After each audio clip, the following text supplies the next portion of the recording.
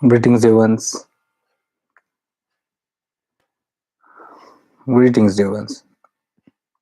I hope I'm audible.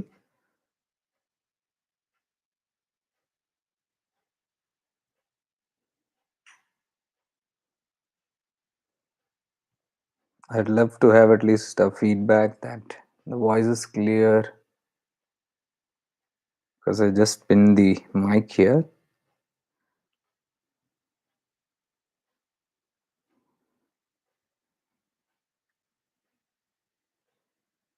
Okay, I'm just sharing it. Just give me 1 minute and I'll be done with.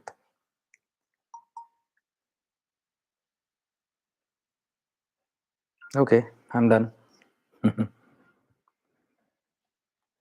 So, greetings to all of you and welcome to this night session. Amartya ji, welcome. It's night here in India.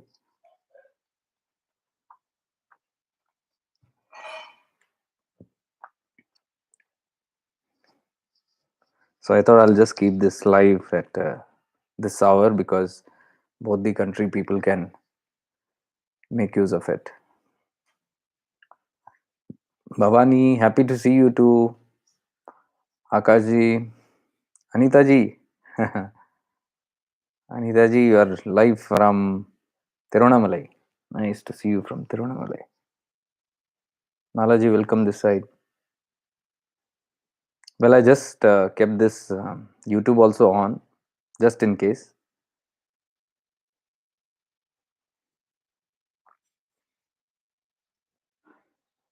So, greetings to all of you and welcome to today's session.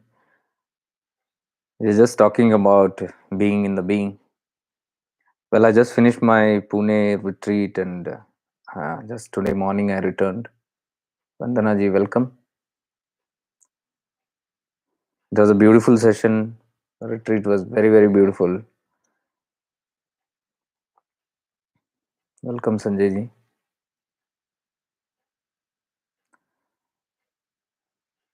So I'd like to keep it short, at least minimum an hour or so. But let me see again. I do not know. My intention is that. So we had this retreat, and the whole theme people were asking from the start itself, what is it going to be, and all that. And I had no answer because when we are beings of being in the being, it's very difficult to plan out things like that. And it's not because we cannot plan, it's because whenever I tried to plan, it has never worked in my life at least. So I have on and often told about Anilji, welcome. On and often told about how difficult it has become to plan things now. And for years now, almost close to 10 years, I've been traveling and doing all that without any plans. It's very, very spontaneous. So it's hard to believe, but that's the truth. The people who were there with me in Pune again were saying, when is your, we'll drop you and what are your plans? And I was like, I don't know. What do you mean you don't know? Everybody is taking a flight and going this side, and somebody is being dropped that side, taking a bus, and somebody is taking trains. What do you mean you don't know? I said, I really don't know. And when it comes to me, I'll just leave. And that's how it went. Last 2 days also I was with them, and finally just a couple of hours before I felt I should leave, and I left yesterday night. So they came to drop me to the railway station, and very beautiful theme, and very, very loving people, very loving people. I had gone to teach there something, but I must admit I learned a lot of things from there. So much to learn, so much to learn from these people, so much. It was like paradise for me, not because it was an ashram setting, or it was something fun and all that. Fun was there, but the environment was very pleasant, very divine because of the people. What makes the environment divine is the people. Spirituality is one thing, philosophy is one thing, practicing it is another thing. So when we say loving each other, accepting each other the way one is, I don't know about forgiveness, that aspect, but accepting and unconditional love I could see there. This love is not something that is imposed on. You could make out from the faces itself, because the faces of the people did not frown even for a while. Not during the session, even during the break when we meet here, during the eating period, or just chatting or just moving around. Everybody was just so pleasant. The face was pleasant, the expressions were pleasant. Nothing seemed fake. I must tell this. Nothing seemed fake. In the start, I thought, okay, it must be hospitality, because somebody is coming like a guest, and um, uh, Manoj Bhai was very particular. Manoj Bhai, I am referring to the key disciple of Rishi Prabhakar ji, who is uh, who is himself a guru. Actually, he is a guru, but in simple plain clothes, so people don't make out that. And he's got so many disciples there, disciples. So all of them revere him as master, and it was a big platform, kind of big thing for me, because I have never equated myself to those things and all. I've always shunned out all this gurudom and all that. I have never believed in becoming that and all that. I just want to be amongst people, and you know do whatever best we can as seekers. But they were putting me in the same pedestal there, and so I thought, maybe because I'm guest of Manojji, they are taking so much care of me, or giving me so much love and attention. uh, right from the time I reached Pune, 4 a.m. in the morning, uh, there were people to pick me up, and at that hour, 4 a.m., take me home, make me comfortable, check into all the people coming, take care of them, coordinate with them, carpool for them, constantly keep covering up for them, checking it out, referring to me. I had to do nothing, they were doing anything, everything. And so they did the same with me also. And then Manoj was waiting for uh, uh, uh, break there. He wanted to have lunch, and then he asked us to come over early. And so we all left to Katar Kadak, and he was there and waiting with a cake, and he was so loving. That is the first time I met him in person. I met him only on Zoom and on the phone. But even when I think of him now, I get emotional. Not just him, his people. Because love oozes from them. And this is not the spiritual talk or philosophy of love. They have become that. I'm saying this word. They have become that. They have become, because they have got certain kind of beautiful practices, and which is so consistent in the whole family, the whole ashram and the whole people who are committed. They are, and they are not serious sadhana guys, not at all. They are all in fun and play, karma yogis, and they have their own philosophies, and they have their own sadhanas also, but they are not too hardcore on that. So that's what I loved about them. Because the processes, because they were equal processes, like we were like almost 50-50% we were taking the whole sessions. Manuji also was with me, and continuously we were there. He had told me before, this is how we are going to go pattern, because whatever you want you speak, he said, whatever you want you do, he said. But because there are ashram people also, he will relate it with his guru's teaching. He said, you go ahead with your guru teaching, because I know you are almost, I can see you are one with that guru tattva. Whatever you do, you are so much affinity to your guru. So he said, please go ahead with that, whatever you feel.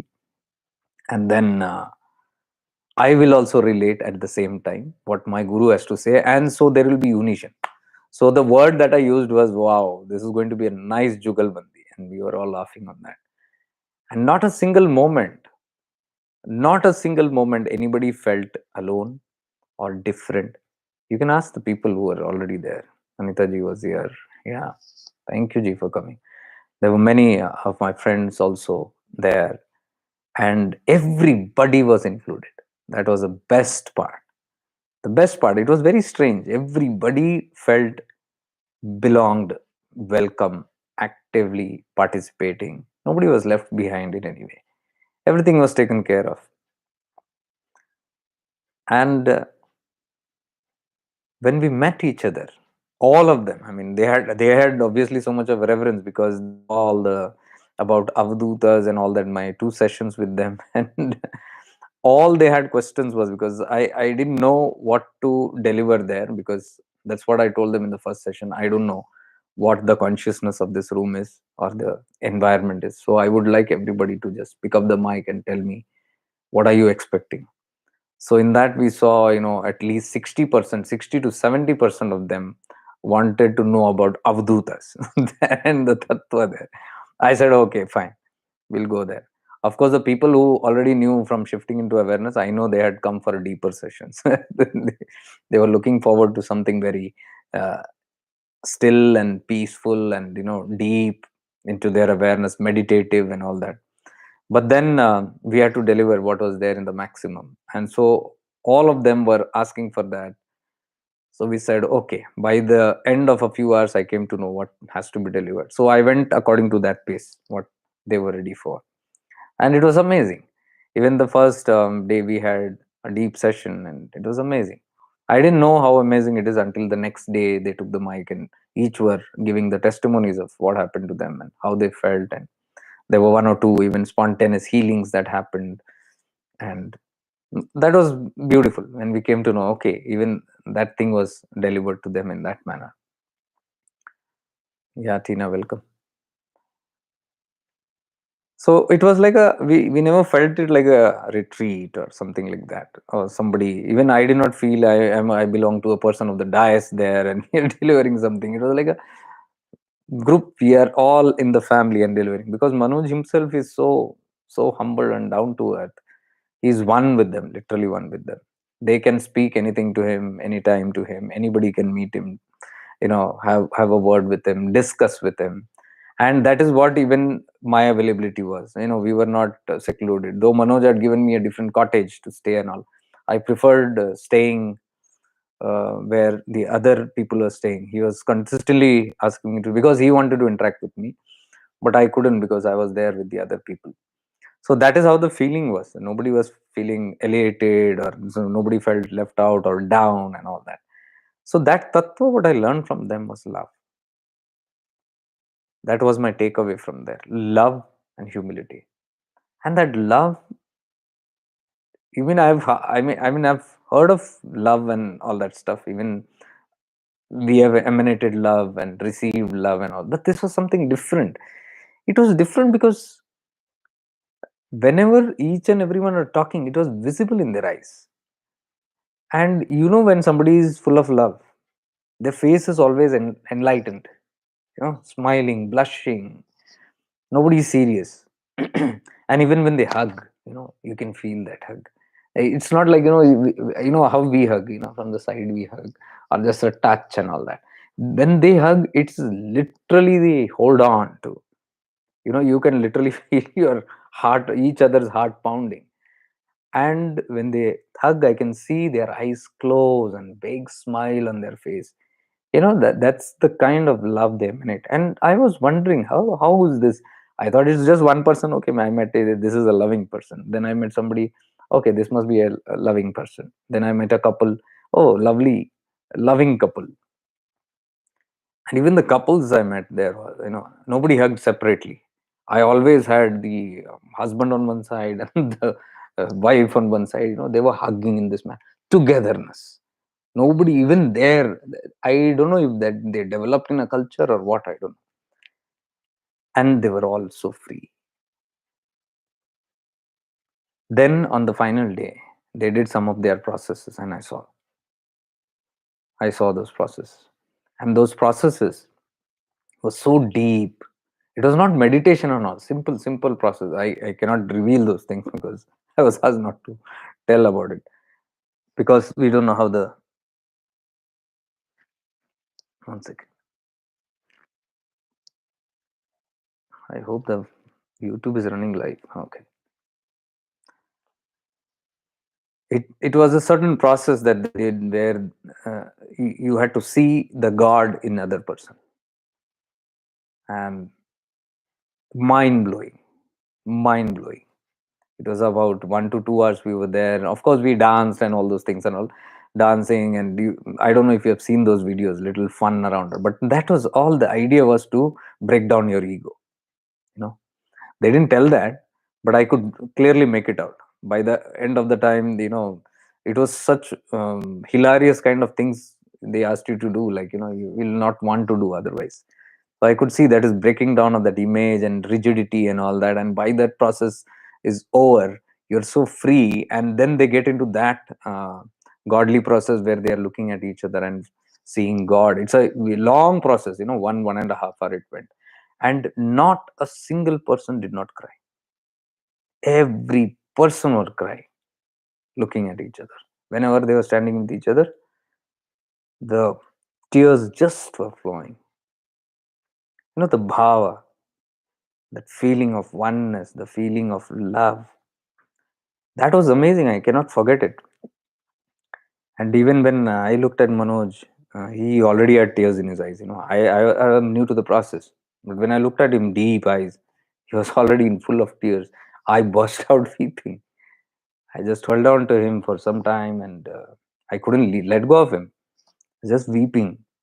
How contagious love is.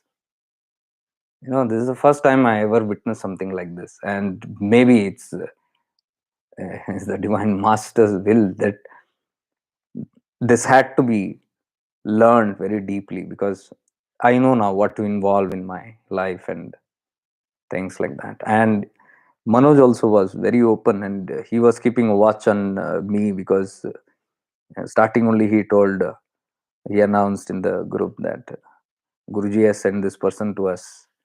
Guruji is his guru.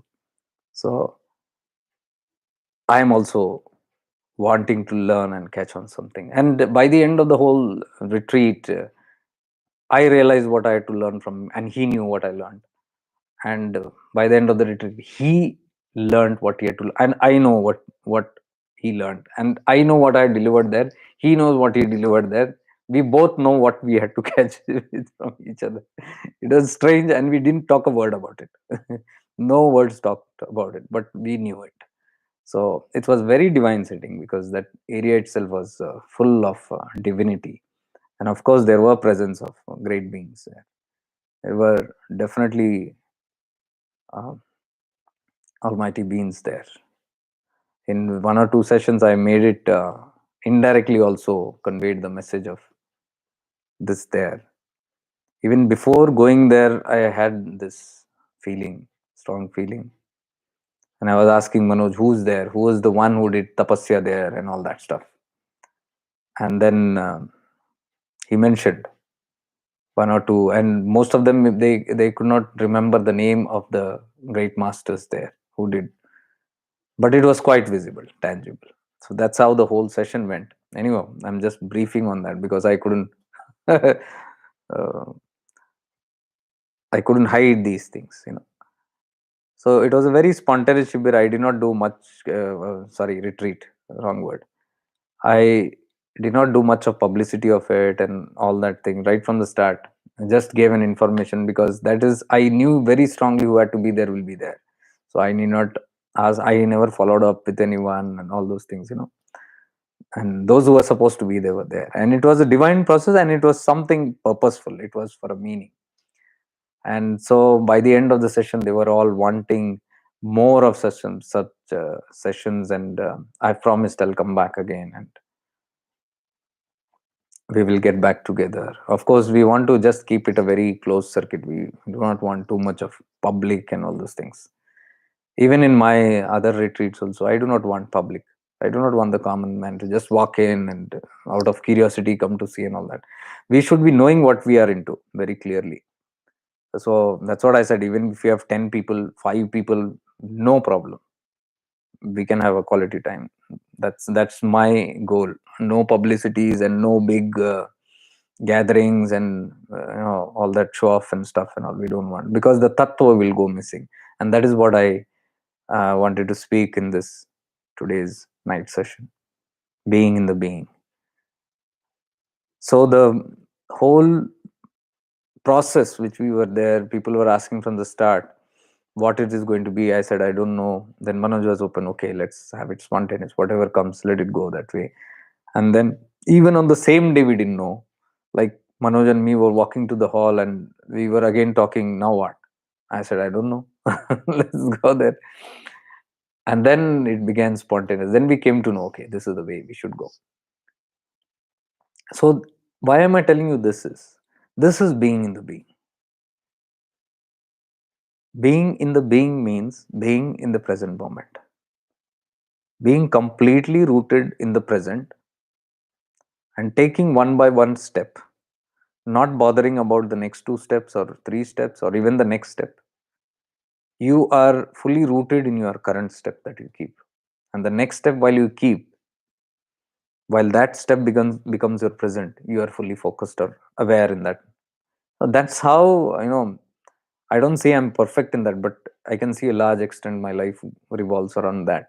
And I can see the goodness coming in there also, which is why I keep telling about this element of being in the present moment. Because being means that you must be knowing now, shifting to awareness, and the awareness, the subject itself is now.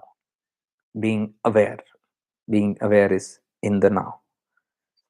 Being aware of present only works. Being aware of past doesn't work. Being aware of future doesn't work. You will be, if you observe, you will see, even if you become aware of your past, you cannot move to the past. You will be aware in the present only, your past also. Whatever you think also, whatever you feel also, you're feeling it now. Even if you think of some past sad moment and now you feel like you're feeling it now, in the now. So everything happens in the now. Same way of the future also. Anything you think, if you get scared or if you feel joyful, it is all happening in the now. So the whole experience, if you see, is always in the now. And past and future uh, is useless when you want to live in the now. There is no point, because past is always stories and future is always anticipated stories. That's all. So for the many sessions when I see very serious seekers around me, the only advice I give them is drop your stories. This is only for serious seekers. This everybody won't be able to do it. So I don't tell this to everyone, nor there are any expectations on that. But my guru is to only tell me this one particular thing.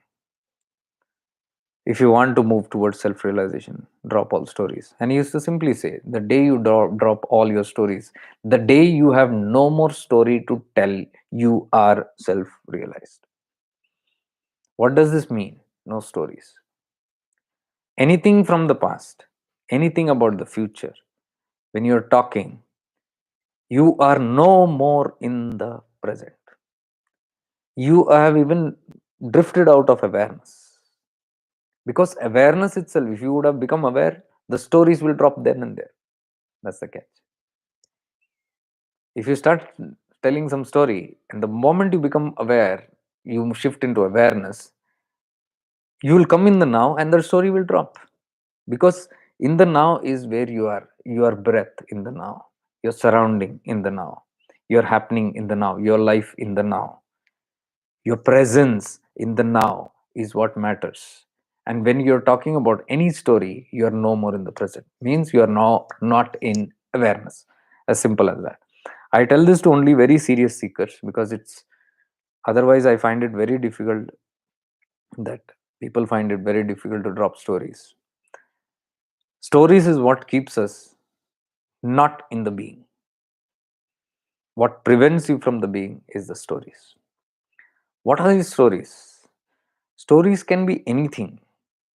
We tell most of the stories of the past. This happened to me, that happened to me, or I did this, I did that.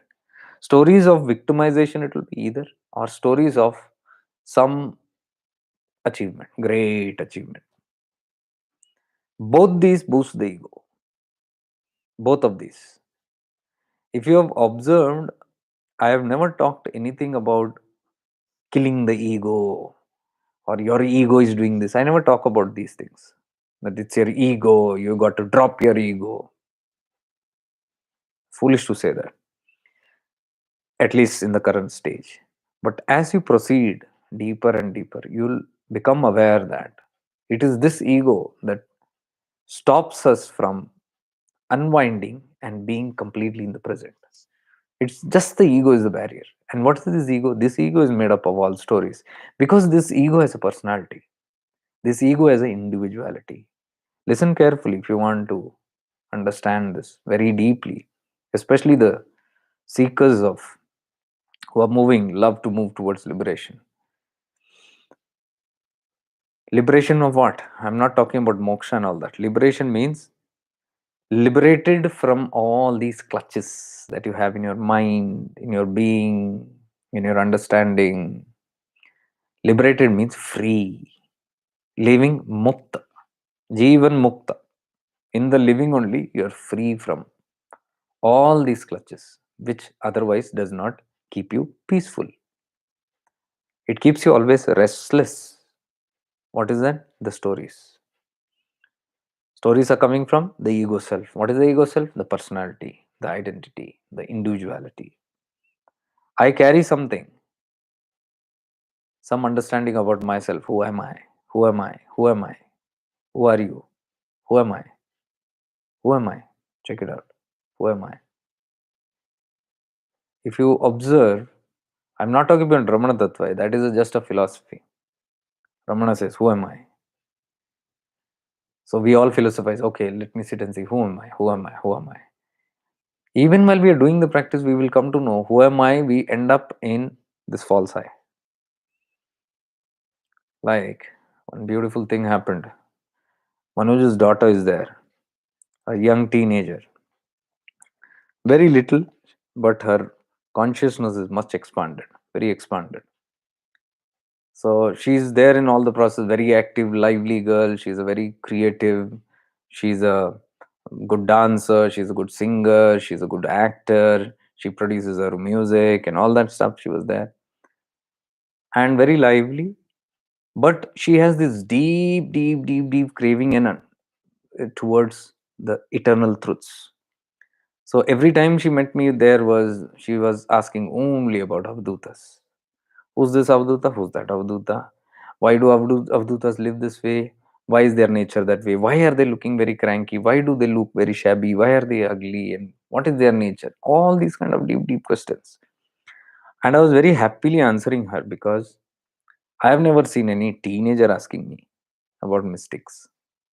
Forget adults also don't ask, very rarely ask, very gine chune. But children at least are not aware of it. But teenagers who are growing, adolescents and teens, if they are catching on to the subject of avdutas and even about understanding who am I, because that is, I believe, not a very common subject that is discussed in Rishi Gurukulam there about the self and deeper things like that. So I could see even in the session, after the session, she used to come and slowly ask me a lot of again details about those practices and say that, these things are happening to me, but can you explain this and all that.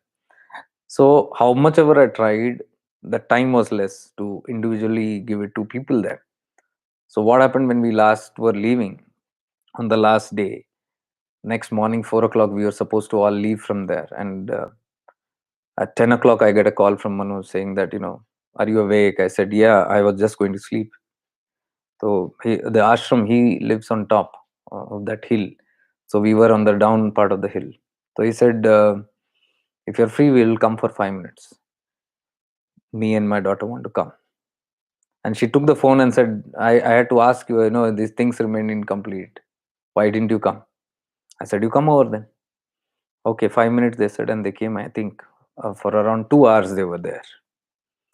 Both father and daughter in the middle of the night. She's asking me about who's your guru and who's your guru's guru. Tell me, tell me. I was not very keen on answering that because I thought it's just a curious question. Many of her questions seemed very childish like. So I was ignoring it. But Manojji was telling me, tell her, tell her, tell her, tell her. So I came to know, okay, she pestered him for that, and that's what the talk is going on. And then we started, and then I told who's Nityananda. She wanted to know who's Nityananda. I showed him his picture. This is Nityananda. She said, why do all the Avdutas look like this? And then she was looking at it and saying, I have seen him somewhere. And it went on, talks went on, went on, went on. Then she asked me, now you tell me who's God.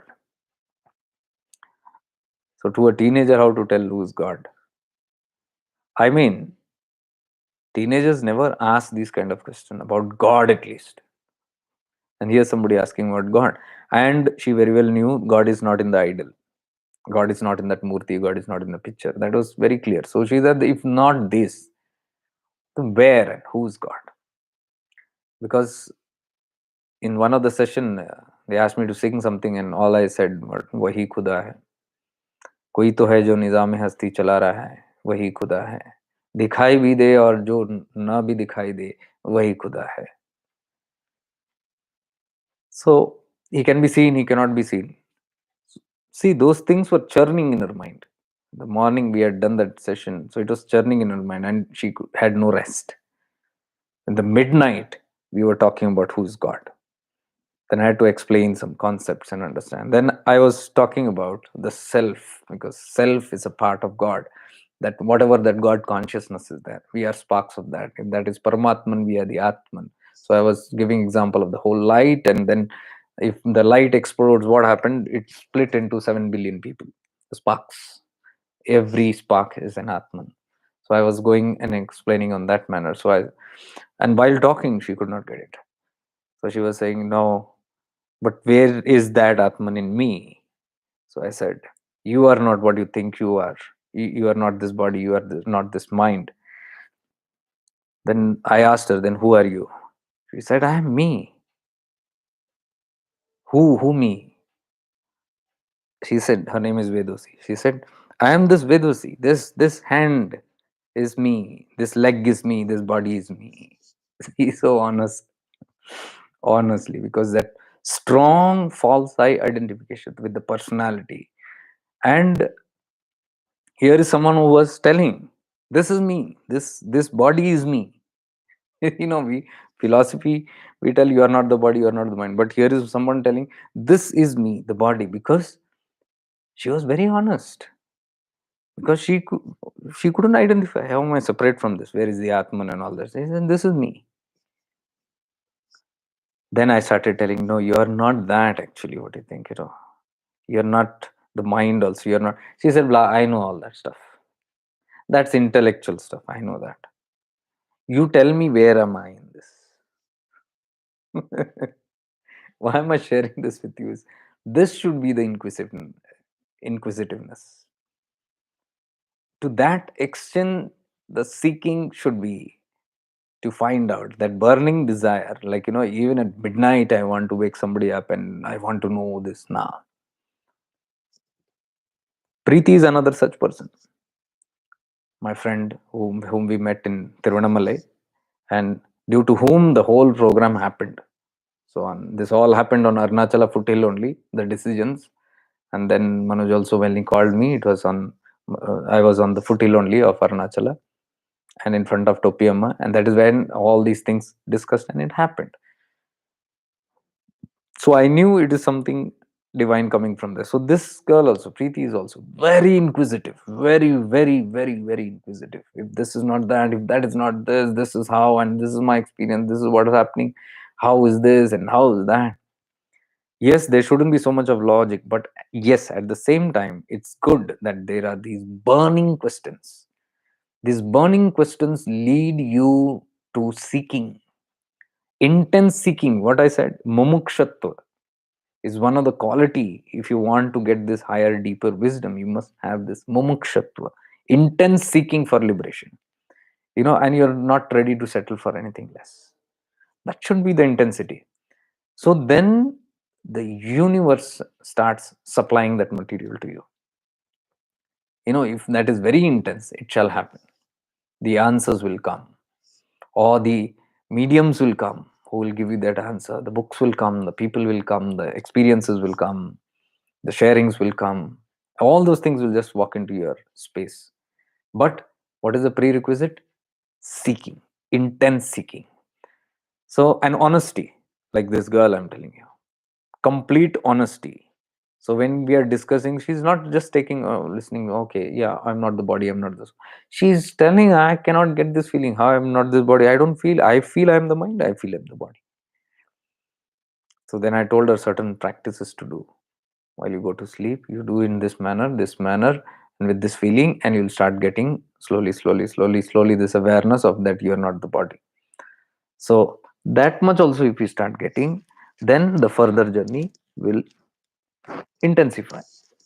One second. I don't know.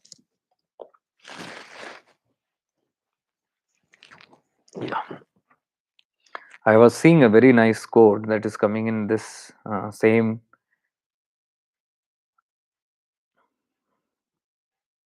I'll read it to you.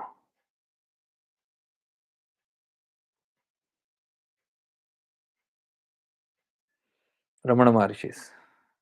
He says, there is no alternative for you but to accept that the world is unreal.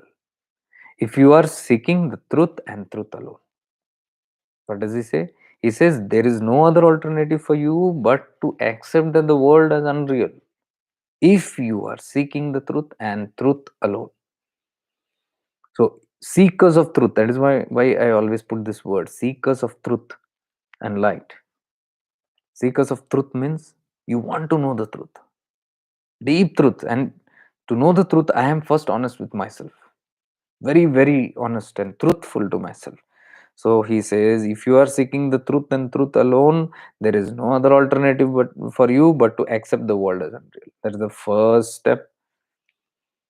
Even if it is that is not there in your reality, you can't see the world as unreal. It's so tangible. Everything is so tangible. My experience are so tangible. The people around me are so tangible. My everything, my work, my play, my money, my future, my house, my possessions, my relatives, my family members, everything is so real. But what Ramana says is, if you are started walking on this path of truth, the first is to at least believe, consider that the world is unreal, because that is where the whole seers who have seen it have declared it, and all the shastras are saying it is leading to that. So there is no doubt that that is not, it's not just a belief system.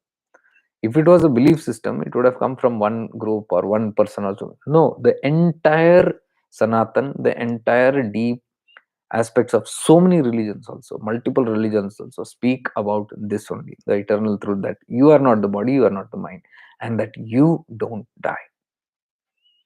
This everybody has agreed now, whichever religion. Even those who don't believe in reincarnation, somewhere they have a knowing now. Even in those religions, there is a knowing that there is some carry forward, because there are so many questions that cannot be answered. Like, for example, why is a child born unhealthy? Why is a child born blind? And why is one child born perfectly healthy? Why is one dog suffering near the gutter, and while one dog is sitting in a Mercedes Benz and moving around? So this, there is no proper answer to it. It has to go back to the fact or truth of reincarnation. So if there is reincarnation, there is karma. And if there is reincarnation, then there is something that is existing. Of course, this body was not there before my birth. I got it only after my birth. From the womb state, from my mother's womb, I came out as a baby. So that is when this body's journey started. Well, then, if there is reincarnation and previous incarnation, then this body was not there. Then where was I? The questions are there. So even if you ponder and contemplate on, reflect on all these things are very obvious that you always existed in some or the other form. Even if you just use philosophies and theories also, you have to conclude in this only. Forget experience. So that is what Ramana is saying. If you are a seeker of truth and truth alone, then you have to consider the world as unreal. Very, very clear. Because if this body is of whichever year, 1960, 1970, 1980, 1990, 2000, whichever year this body was born, what happened before that? Before that, this body was not existing. So this body comes and it goes, but the I is moving. So this is not real because it appears and disappears. But what is real? That one which is present in all the incarnations. And then when I refer to that, the scriptures also very clearly says that this being, this presence was always there and it will always be. It has no start and no end. It has it is infinite, the sole property.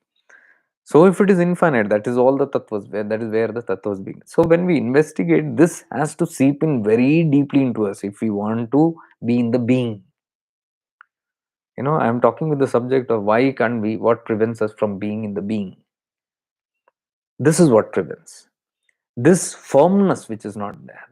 So first of all, even if it is not in your experience, get this rooted very clearly that even if you put the theory and investigate also, you have to have this kind of conclusion. So that is very clear. I mean, if you have walked the path till here, it should be clear to you in some or the other way that you have existed, but your body is dropping again and again. You're taking new bodies and you're dropping the old bodies. That much is sure. Once this acceptance is grounded properly, that I have been existing for multiple births, it is the body that is coming and going. So this body also has now come and it will go.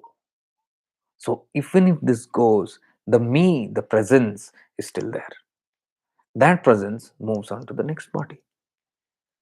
And when I move into that space of that being, which is I am that I am. So Ramana is telling, who are you? Find out who are you? Who am I? Who am I? This is that presence which you are. This I had to explain it to that girl in this manner, and finally she settled. She was not, we were very fussy. No, I cannot drink this. Finally, even philosophy wise or theory wise also, if I convey it in this manner, she could understand now. See what happens? There is now little clarity. When you have an experiential clarity that you are a being, you are not this body, you are not this mind and this also, because mind also will drop every time. And mind is something that is subject to change. It can change anytime. You can see your mind undergoing so many changes. One moment you are in a good mood, one moment in a bad mood. Takshana, in seconds, the mind can change.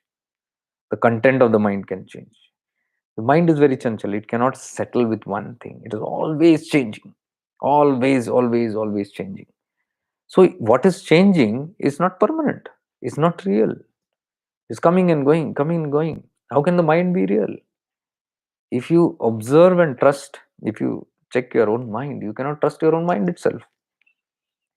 Sit in contemplation and see. You cannot even trust your own mind. Others' mind we cannot trust. Impossible. That is why you cannot trust anybody around. Anybody. Even if you say, I trust this person, most trustworthy and all that, एक क्षण में बदल सकता है.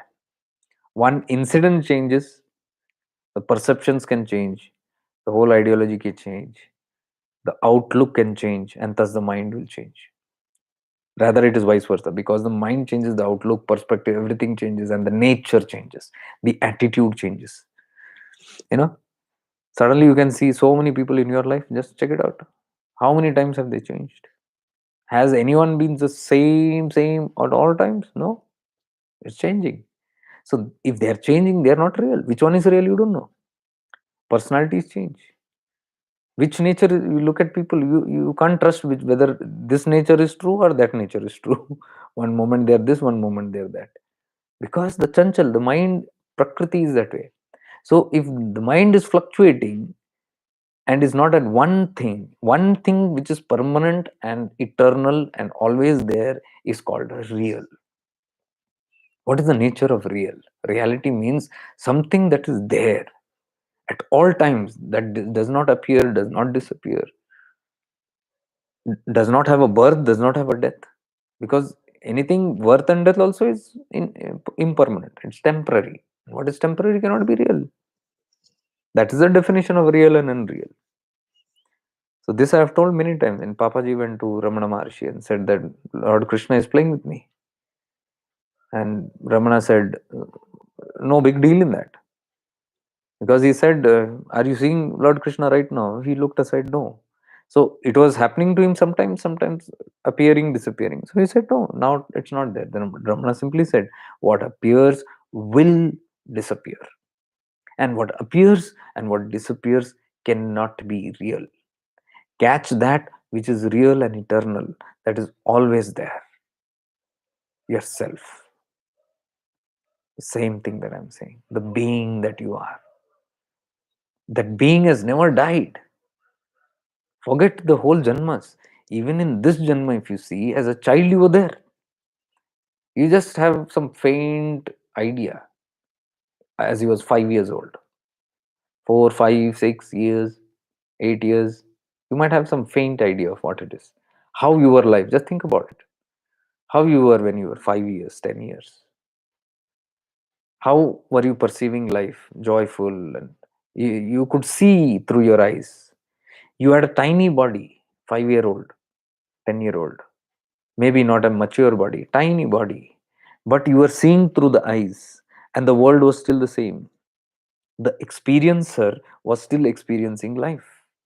You have faint memories of it, but you were experiencing life. You moved on to your adolescence, you were experiencing life in a different way. In your teens, you experience life in a very different way. If you want, just think about your teens and see. When you were a teenager in school, how was life? So life was beautiful, life was fun, life was, but the memories show you how you looked at life, how you looked at your friends, at things around, your teachers, the whole world, the scenario.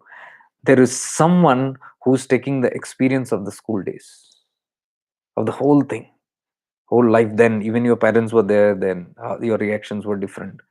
The way you dealt with them, the friends, the world were different. Your teachers, the studies, the interests, the hobbies, the passions, they were all different at that time. But there was an experiencer who was experiencing it.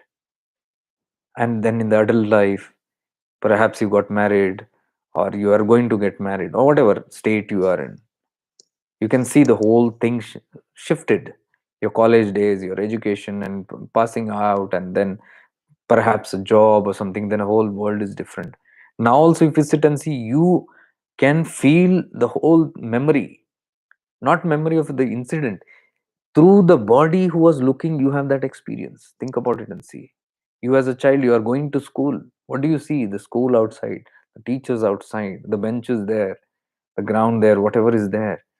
But what is that vision that you see? It is the same vision which is looking out through the eyes. It is not having a helicopter view. Do you see yourself? You're running around like this, and you're looking from here. A body is running around there. No, you have an inbuilt from inside. You're seeing that, like how you see life right now. So that means there is an experiencer in that body who's experiencing life. Then that experiencer is the same. When from the womb state, when it was born, when it was a child, when it became an adolescent, when it became a teen, when it became an adult, and perhaps even the old, the one who's experiencing these phases of life is the same. That is the experiencer that never dies. That is the eternal presence. See, the things are changing outside. What is not real? The situations is not real because it's gone. Can you say that as real? Because it has moved out of your life. So many things happened. It's moved out of your life. It doesn't exist anymore. And what is existing right now will not exist tomorrow. So you can see that at every phase these keep on changing, changing, changing, changing. So that is what the idea is, that whatever changes is impermanent. And the same way you were born and you'll die one day. Die in the sense you leave the body one day. The body that is there, which we take so much pride on and all these things, it will drop. After some time it will get back to the Panch Mahabhutas. Whether we like it or not, it's going to go off. But it's going to go off. But the I, that presence which saw the school, the teenage, the adult, will still live. And that soul, whatever you call it, that soul is what? It is the presence. And how does the soul see things? Just like you're seeing things right now. You're seeing me through your body. You don't have a 360-degree vision. You're not out of, you're seeing through these eyes something. So when the body drops, you will continue seeing me. Somebody asked me what is death. I said, okay, you sit there in front and you're listening to me. You're watching me. Keep watching me. Keep listening to me. And now let's assume you have a, your body drops. Whatever, heart attack or something, just drops. Body has dropped, but you will continue seeing me. You will continue listening to me. How does that feel? Imagine right now you're sitting there and your body has dropped, but you'll still continue seeing me and listening to me. The presence is still there. The one who was using the body is still there. The body has dropped. The moment the body drops, you cannot now communicate because the body has dropped. The body was the tool, instrument for your communication. You cannot speak anything. But your awareness, you as awareness are aware. That is the awareness that I'm referring to. You are pure awareness. When I say it is this being that is awareness. What is the quality of this being? It is aware. In the childhood also it was aware of everything. Only thing that awareness was caught through the eyes and it was perceived in your mind and memories were created and blah blah blah. All those things happened. That's a different, that is because you had a body. If you did not have a body, the presence would still be there. It would still be watching things, knowing things. But there is no medium. The medium has dropped off. That's death. So another body, new characteristics, new DNA, new blueprints. So accordingly, you will build a new body, and the characteristics also will change. But the presence will use the same tool again. That presence, new tools. That's all. What happens when you're let's say you're driving your car or driving your bike, and your bike becomes old or your car becomes old. Now you are very acquainted with it. You know how to drive your car in perfect state. Now the car has become old and you sell it off. It's gone. But do you, the driver, the owner, drive? No, you don't die. You are sitting in the car. You have sold your car. You get out of the car. The car is gone. They put it in the garage or they dispose it or they recycle it, whatever. It happens. Now you are out of the car. The presence is there. Now you buy a new car. You enter the new car. You sit in that new car. You go about. Now in the new car, the faculties are different. The systems are different. You might not easily get adapted to it. It will take some time for you to get adapted, but you are enjoying the ride. That's what exactly happens when you take a new body. Characteristics change, model changes, the model changes, but the driver is the same, owner is the same. So we are talking about that driver. What Ramana talks is that driver. Who am I? The driver, the experiencer, the owner, the one who experienced through this car and that car. So this is what I am referring to as the being, human being. See the word human being. There are so many beings on this earth, they say, right? They say so many beings. Even the cat is a being, but not a human being. It's a being, it's a creature. In Sanskrit, or if you talk in the scriptural language, it is called as Jivatman. You are the Atman, but when it takes a form, shape, characteristic, it is known as Jivatman. So the whole journey is from moving from Jivatman to Atman, realizing that you are not the Jiva, but you are the Atman. Jiva means the creature, the body, the whatever character, the personality, the identity that you have. So realizing that I am the Atman. And when you realize I am the Atman, it's not very far from realizing you are the Paramatman. The moment you shift into awareness, see, this is the word. There's something deeper I'm talking to you. The moment you shift into awareness, previously where you are in the car. You are thinking that you are the car. Now, when you shift into awareness, you are shifting into your awareness. You are becoming aware that I am the owner of this car. The car is not driving itself. I am driving this car.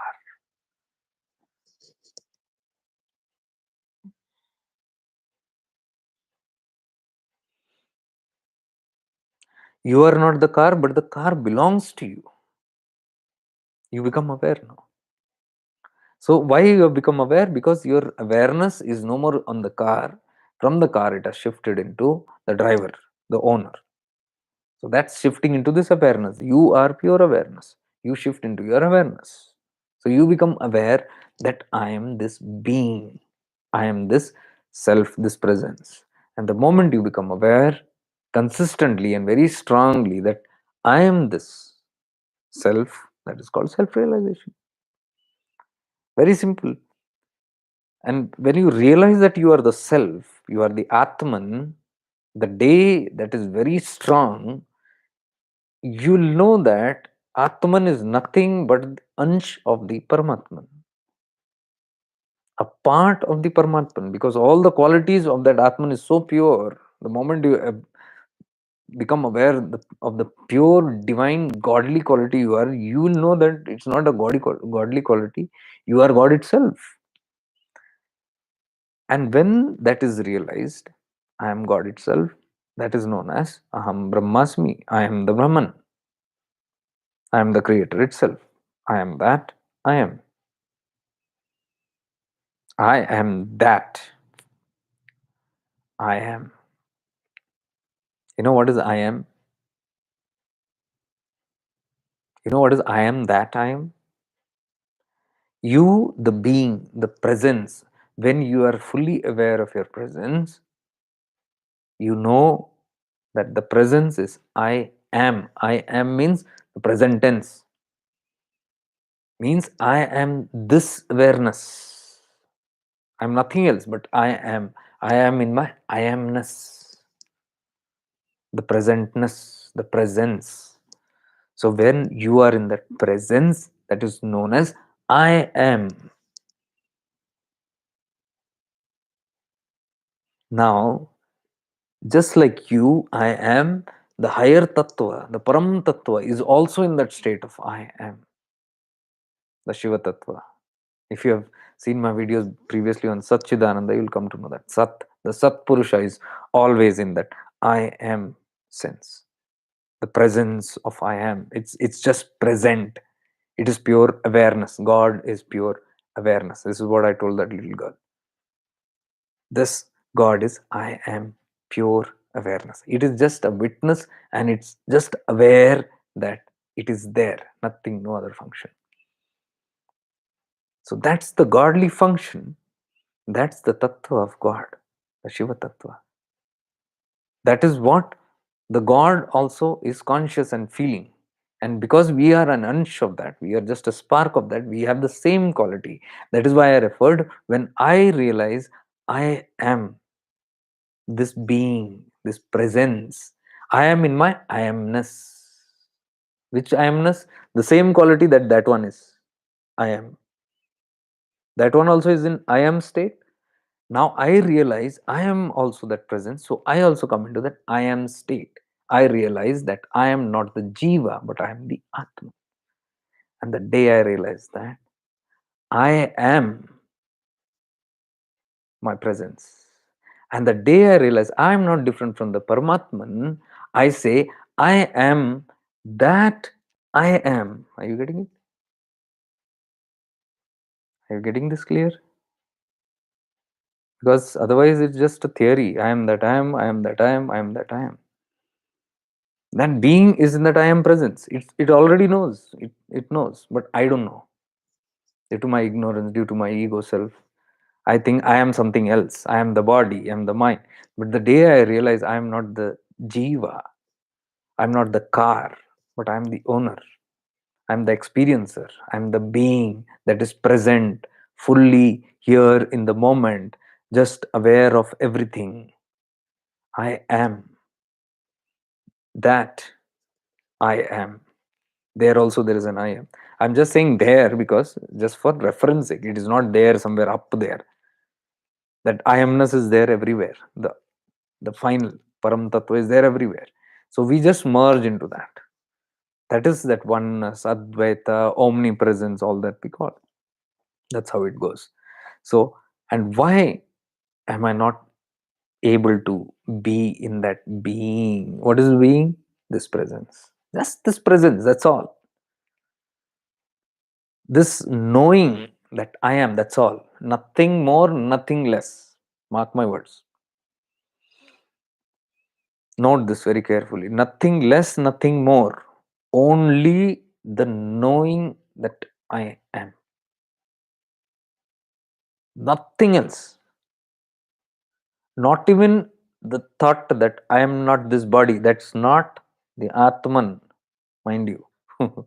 We say that is your mind that is philosophizing it. I'm not this body, I'm not, then who am I? All this is done in the mind, okay? But that presence is just pure presence. It is just eternal Sakshi. It doesn't judge, it has no opinion, no view, no concept, no perceptions, nothing. Rest all is done in the mind. Whatever happens apart from that being, I am, that presence. Apart from that, everything is happening on your mind body. That is where the confusion. That is what Preeti was behind me. What is this? What is this? And I explained to her this. What, why, where, how, when, all this nonsense is happening in the mind. That is not the I am Tattva. That is not awareness.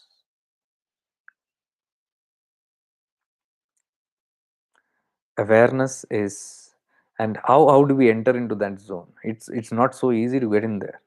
You try it, it will not happen. Who am I if you go in that way? That is why I'm teaching this step by step.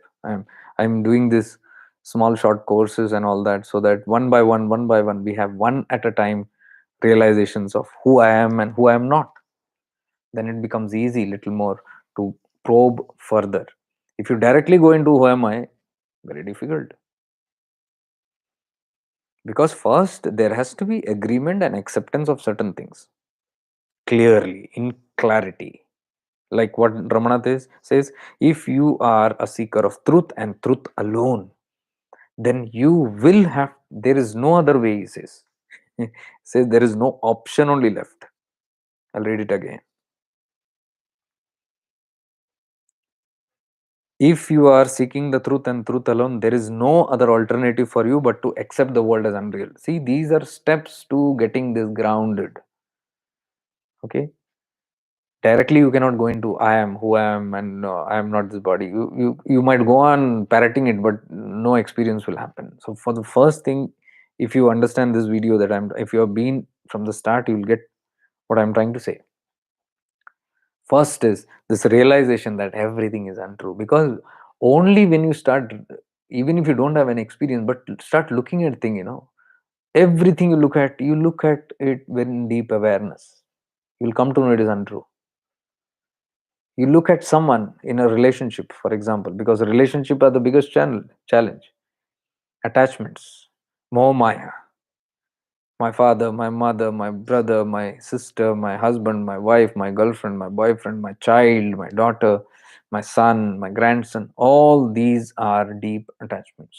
Why? Because you take them as real. You have taken it as real, considered it as real, and then making this practice of I am unreal. It's not going to work. First, the foundations have to be clear. So first, whenever you look at anyone, this I cannot tell it to anyone. I am telling it only on my platforms. Because who has the guts and courage to listen to this will listen. Rest will run away. And these tattva I did not even say there, because that's not the space to, even in my retreat. So my personal retreats will be very deep on all these things. Because these are very hardcore truths. If you want to realize those things, then you will have to be very clear with the truths first. You cannot be in the physical, the spiritual glamour stuff.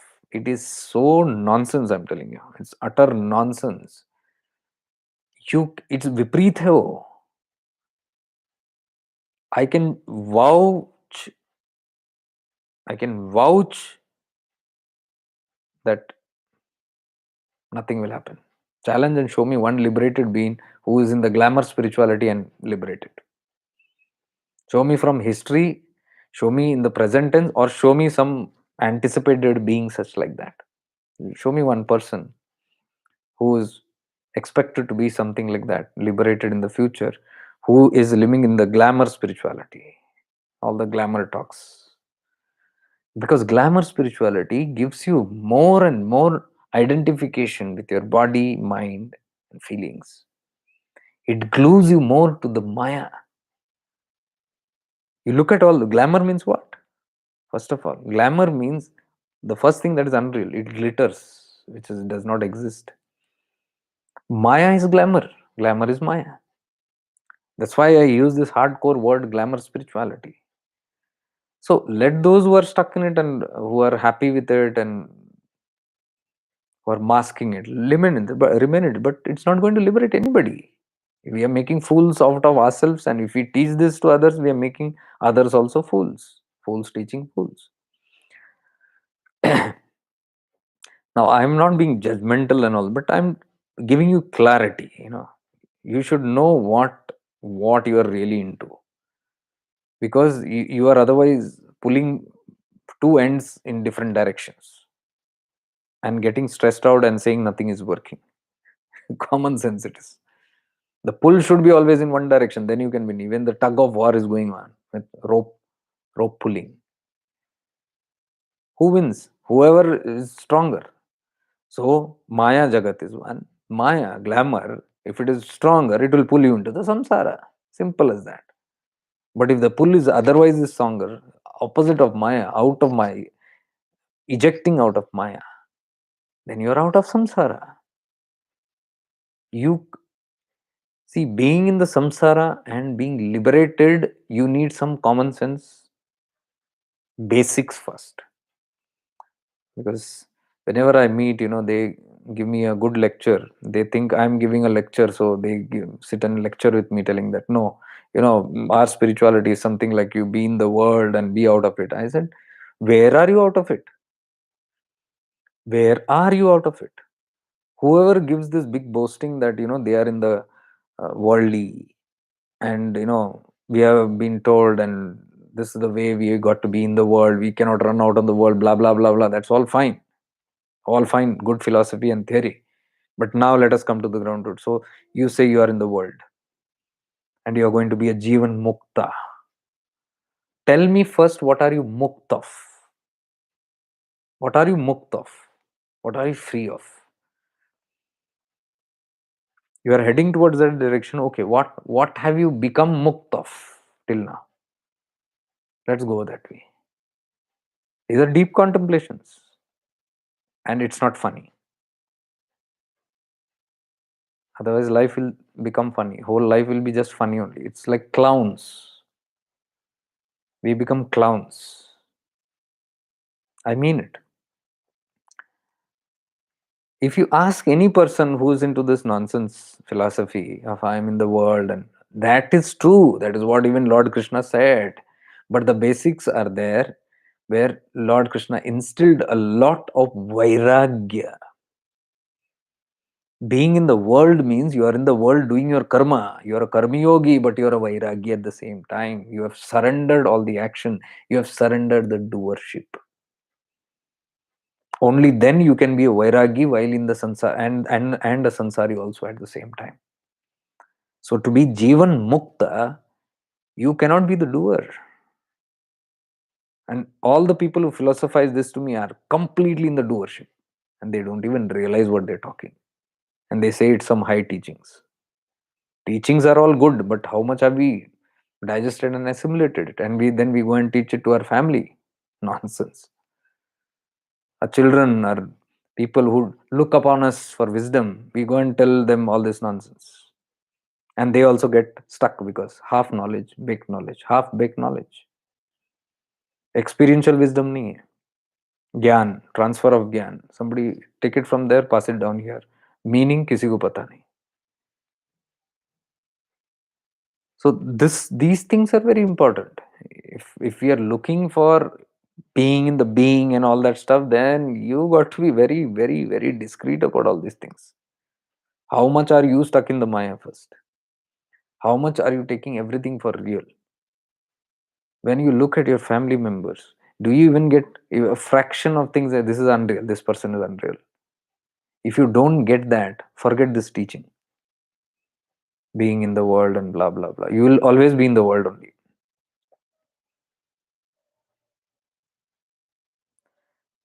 Manoj was sharing with me that he want, not just with me, he was sharing it with everyone only, that with his marriage, he was planning for a child, and he went to his guru and said they want to plan for a child. His guru was only saying, wait, wait, wait, wait, wait. 2 years are already passed, and they wanted to plan a child because they were spiritual parents and they wanted a spiritual child and all that. So after a lot of insistence from Manojji to his guru said after 5 years, and they were like shocked, and they were scared because they couldn't back answer or whatever the guru said, because they've asked, now they've got to take it. He said after 5 years, practice vairagya first. How beautiful. The moment I heard that, I was spark in my heart. Wow, I said. Means he said, okay, be a sansari. You want to be a sansari, be in that. But paila vairagya. Then you will not get stuck in this world. Mohamaya mein. Develop that. That is why he was telling, wait, you are not yet come to that level. He realized that later, why his guru said so. It is like jackfruit. If you cut open a jackfruit, it's all sticky. It will mess your hands. So, पहले क्या? तेल लगाते हाथ को. You put oil. When you put your hands in coconut oil or whatever oil, olive oil and all that stuff, and then you put your hand in the jackfruit, you can remove the fruit easily without your messing your hands, and it doesn't stick to your hands. This oil is vairagya. So when you use vairagya, you can put your hand into the jackfruit. Nobody said don't eat the jackfruit. Eat the jackfruit, relish it, dive into it. But first, this oil of vairagya. Isn't that beautiful, Devans? This is practical spirituality. Oh, I have heard that, I got to be in the world, I can do anything, any nonsense I go and dive here. I have all the fun in the world and enjoy everything. I'm sunk into samsara, no awareness also where I am. तो एक भजन गा लिया, एक स्तोत्र पढ़ लिया, and then I say that I'm spiritual. I'm following the teachings. The catch, I'm not preaching this to the world. I am not interested in changing the world, converting the world, bringing a revolution, blah, blah, blah. I am just speaking this to my friends. So if anybody feels offended, please don't come here. You can block me, block the page, go elsewhere. I'm very straight on that. This I'm talking to the ones I'm concerned about, who are very deep, who want to accept some certain things and the reality of life. What does Ramana say? If you want to know the truth and only the truth, if you are seeking the truth and the truth alone, this page is for them. These places are for them. Otherwise, go elsewhere. There is full of glamour. Go, enjoy. Once somewhere you'll realize that you are not getting free anywhere. You're getting more stuck. New things. Spirituality also has got new things, Maya in that. Put new stuff into you. And you get entangled one after the other, one after the other. There is no end to it. You cannot come out. You cannot come out because you're not an aware being. If awareness develops within you and you become aware, all these things become crystal clear to you. You don't need another person listen to other person also. And I told you my prime goal is to that, to make you just free, free to certain, free even from me. That is why I don't allow anybody to come chipakne se. I'm not your jackfruit. I don't like anybody getting stuck. Because फिर वही हो गया, आसमान से गिरा खजूर में अटका, कहीं से निकले और कहीं जाके अटके. From frying pan to hell, whatever you call that. There's no point. This is not the tattvas of liberation, not at all. Especially if you're trying to follow the Ramana tattva and all that. This is not Ramana tattva. If you're following, everything else is bullshit. Sorry, bullshit is not the right word. Everything is unreal. If that makes you happy, everything is unreal. Yes, I do agree. It's not in my awareness fully now. It's not in my realize. I've not realized it. But yes, if I'm wise enough, I should understand that these Mahatmas, these great ones, were not fools. If they said it and they lived it and they achieved it, then there must be truth in what they say. So, at least going by their saying, we can at least consider the world to be false, even if it is not in your realization. And when you look now at the world as unreal, your body as unreal, your mind as unreal, it becomes easier. That first step has to be there, that approach has to be there. Whenever you look at anybody, any person next to you, your relation or anybody, it's a different glasses everywhere you're looking at how impermanent this is.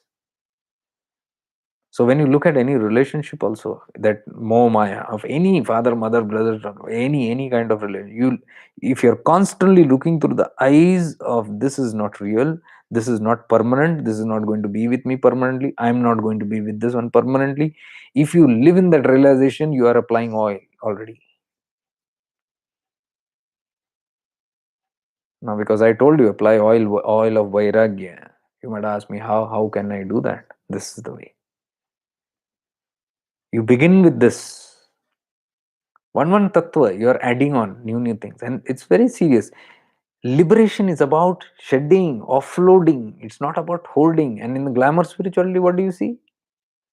Think about it.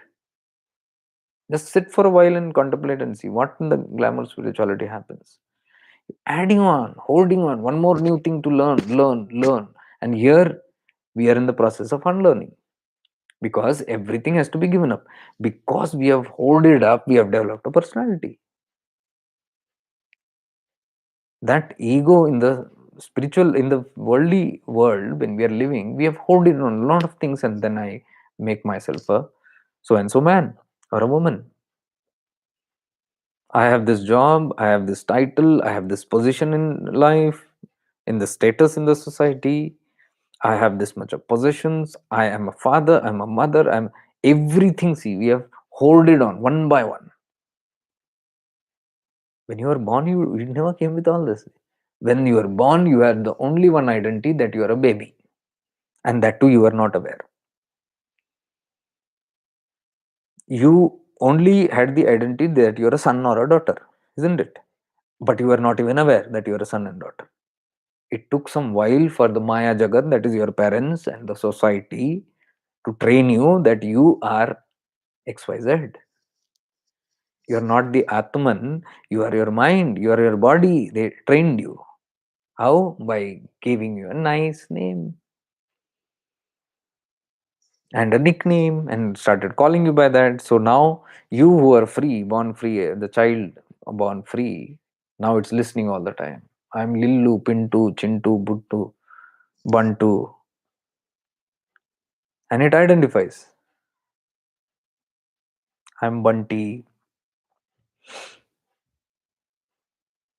and from there it begins. Who taught you that? The world. And they say parents are the first teachers. Yes, they are the teachers of samsara.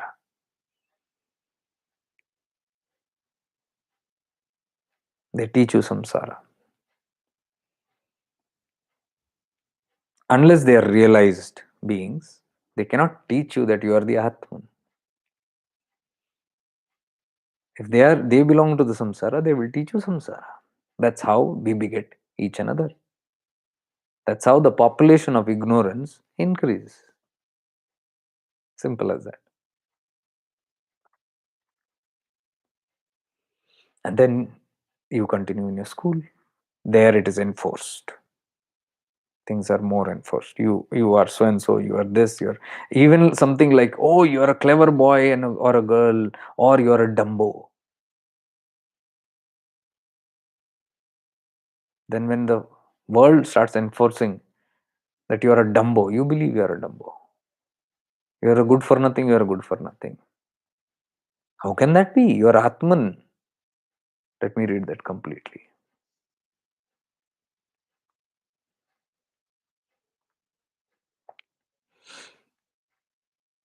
There is no alternative for you but to accept the world as unreal if you are seeking the truth and the truth alone. Now it says further, why so? For the simple reason that unless you give up the idea that the world is real, your mind will always be after it.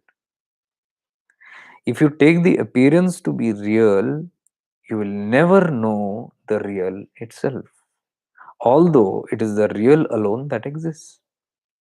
This point is illustrated by the analogy of the snake in the rope. As long as you see the snake, you cannot see the rope as such. You know that famous thing, that example of the rope is lying and you mistake it for a snake. You're scared, but only when you on the light you see, oh, it was a rope. But in darkness, faint darkness, and faint light, you imagine that to be a snake. What is this owning the light? Shifting into awareness, you become aware of it. The non-existent snake becomes real to you, while the real rope seems to be wholly non-existent as such. See, the whole rope is lying there, but you are not aware of it only. That it's an illusion, it's a maya. But you consider that to be real. So this is taken from Maharishi's Gospel, Book 2, Chapter 3, Bhagavan Ramana.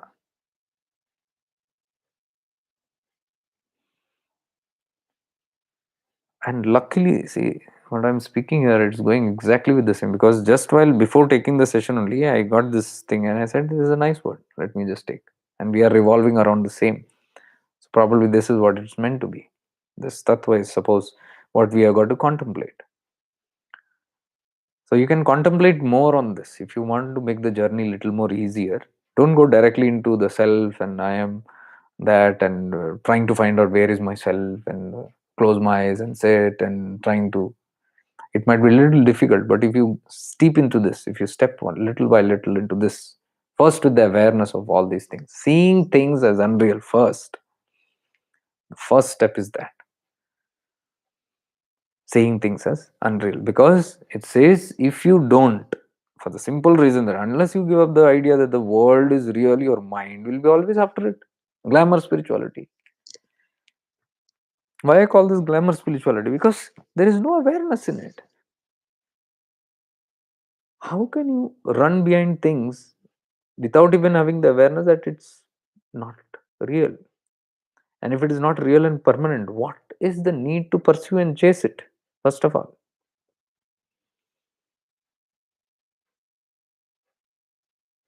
now in Grahastha also, there are two kind of people always, or even if there is no two kind of, it will always split into two, because somewhere even the Grahastha ashram reaches you to Vairagya. It takes you to Vairagya. Jivan Mukta. While living in the world only, it trains you to separate yourself. That is, if you know the basics of Grahastha ashram. Simple as that. We don't know that, we only think grihastha is the first and fine, because brahmacharya तो हमको पता भी नहीं. Too late we came into spirituality. ब्रह्मचर्य चला गया. What is available? Grihastha. तो घुसो, घुसो और फंसो. We don't know anything more than that. Half it is. After that there is vanaprastha and sannyasa. So what did I say? What is sannyasa? Vairagya. Tivra vairagya. So where is this grahastha ashram, four ashrams leading? It is leading to tivra vairagya only. Today or tomorrow you have to go ahead in that. And if you don't reach till sannyasa, then you have never been in the grahastha ashram. That's the catch. Grahastha ashram means complete four stages. So if you have not completed it, then you are never following the grahastha ashram only, first of all. You are just following the bhog ashram. I'm sorry to say, this is bhog ashram.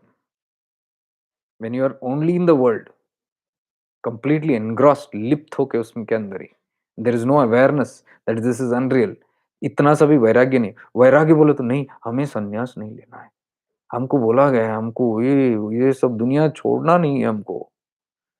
कितना बेवकूफी का बात है. This is not what the गुरु मेंट. ये दुनिया नहीं छोड़ना है, दुनिया में रहो. Not even with that awareness. This is all false. रहो ठीक है, भोग भी करो ठीक है, बट एक अवेयरनेस तो होना चाहिए. कितने, कब तक, कब तक? That is the question for today's session. कब तक? इफ यू आर अ भोगी ऑल्सो, कब तक? इफ यू आर अ संसारी, कब तक? इफ यू आर अ गृहस्थ, कब तक? गृहस्थ आश्रम भी खत्म होता है, वो भी, उसका भी टाइम है, एक सीमा है. ये हमारे मनमानी से हमने ये सब टीचिंग्स ऐसे कर लिए है, मॉडिफाई कर लिए है, और उसको पूछने वाला भी नहीं, बताने वाला भी नहीं कोई. किए जा रहे. चलो पूछने वाला बताने वाला नहीं चाहिए, आपका जागृत होने के बाद आपको खुद ही अंदर से अवेयरनेस आ जाएगा. मुझे आया है. And nobody taught me this. Sorry. I thank God that it's come from with in. That's what I said. Even in the grahast, there are always two. There is people who are applying oil in the grahast ashram. I have been a grahasti. ऐसा नहीं कि कुछ भोग नहीं किया, ऐसे ही हम bypass करके मैं गया, पता ही नहीं, एक्चुअली नहीं, चका है. गृहस्थाश्रम में चका है, देखा है, और पुनः प्रयत्न भी किया है गृहस्थ में जाने का. ऐसा भी नहीं कि एक बार चटका लगा जल के. वो बोलते हैं ना, क्या, किसका जला, फूक फूक के, दूध का जला फूक फूक के पीता है. सब हुआ है. वो होना जरूरी है, आवश्यक है. These are trainings of life itself. क्यों? तीव्र वैराग्य तरफ लेके जाता है, नहीं तो भोगी बना के बैठेगा. अपने ही कर्म है. अगर आपकी लाइफ में ये सब हो रहा है, तुम्हारे पुण्य कर्म है. ये जागृत कर रहा है आपको. It is making you awake. Wake up. This is not the end of the world. Bhog is not the end of the world. Sansar is not the end of the world. लात पड़ेगी आपको, देखो. Mark my words. Mark my words. आप समझोगे नहीं तो भी life समझाएगी अपने को. अपने एक्सपीरियंस से ही बोल रहा हूँ. अच्छे से अच्छे सुधर जाते हैं इसमें, क्योंकि लाइफ इतनी सताएगी आपको, इतनी परेशानी देगी, बैठ नहीं पाओगे आप एक तरफ. और परेशान कौन हो रहा है? ईगो हो रहा है, क्योंकि वो इस इन सब चीजों को समझना नहीं चाहता. उसको दुख भी हो रही है, पीड़ा भी हो रही है, और उसको सुख भी चाहिए, उसको मुक्ति भी चाहिए, लेकिन छोड़ना भी नहीं चाह रहा. बंदर वाला ये हो गया. The monkey which has put his hand into the bottle of peanuts and it wants to grab up. नहीं आ रहा, छोटा है, and it's crying. Crying. I've seen people always crying. Whole spiritual journey I've seen people only crying and crying. And they come to me also crying. मेरे personal sessions में बहुत होते हैं crying.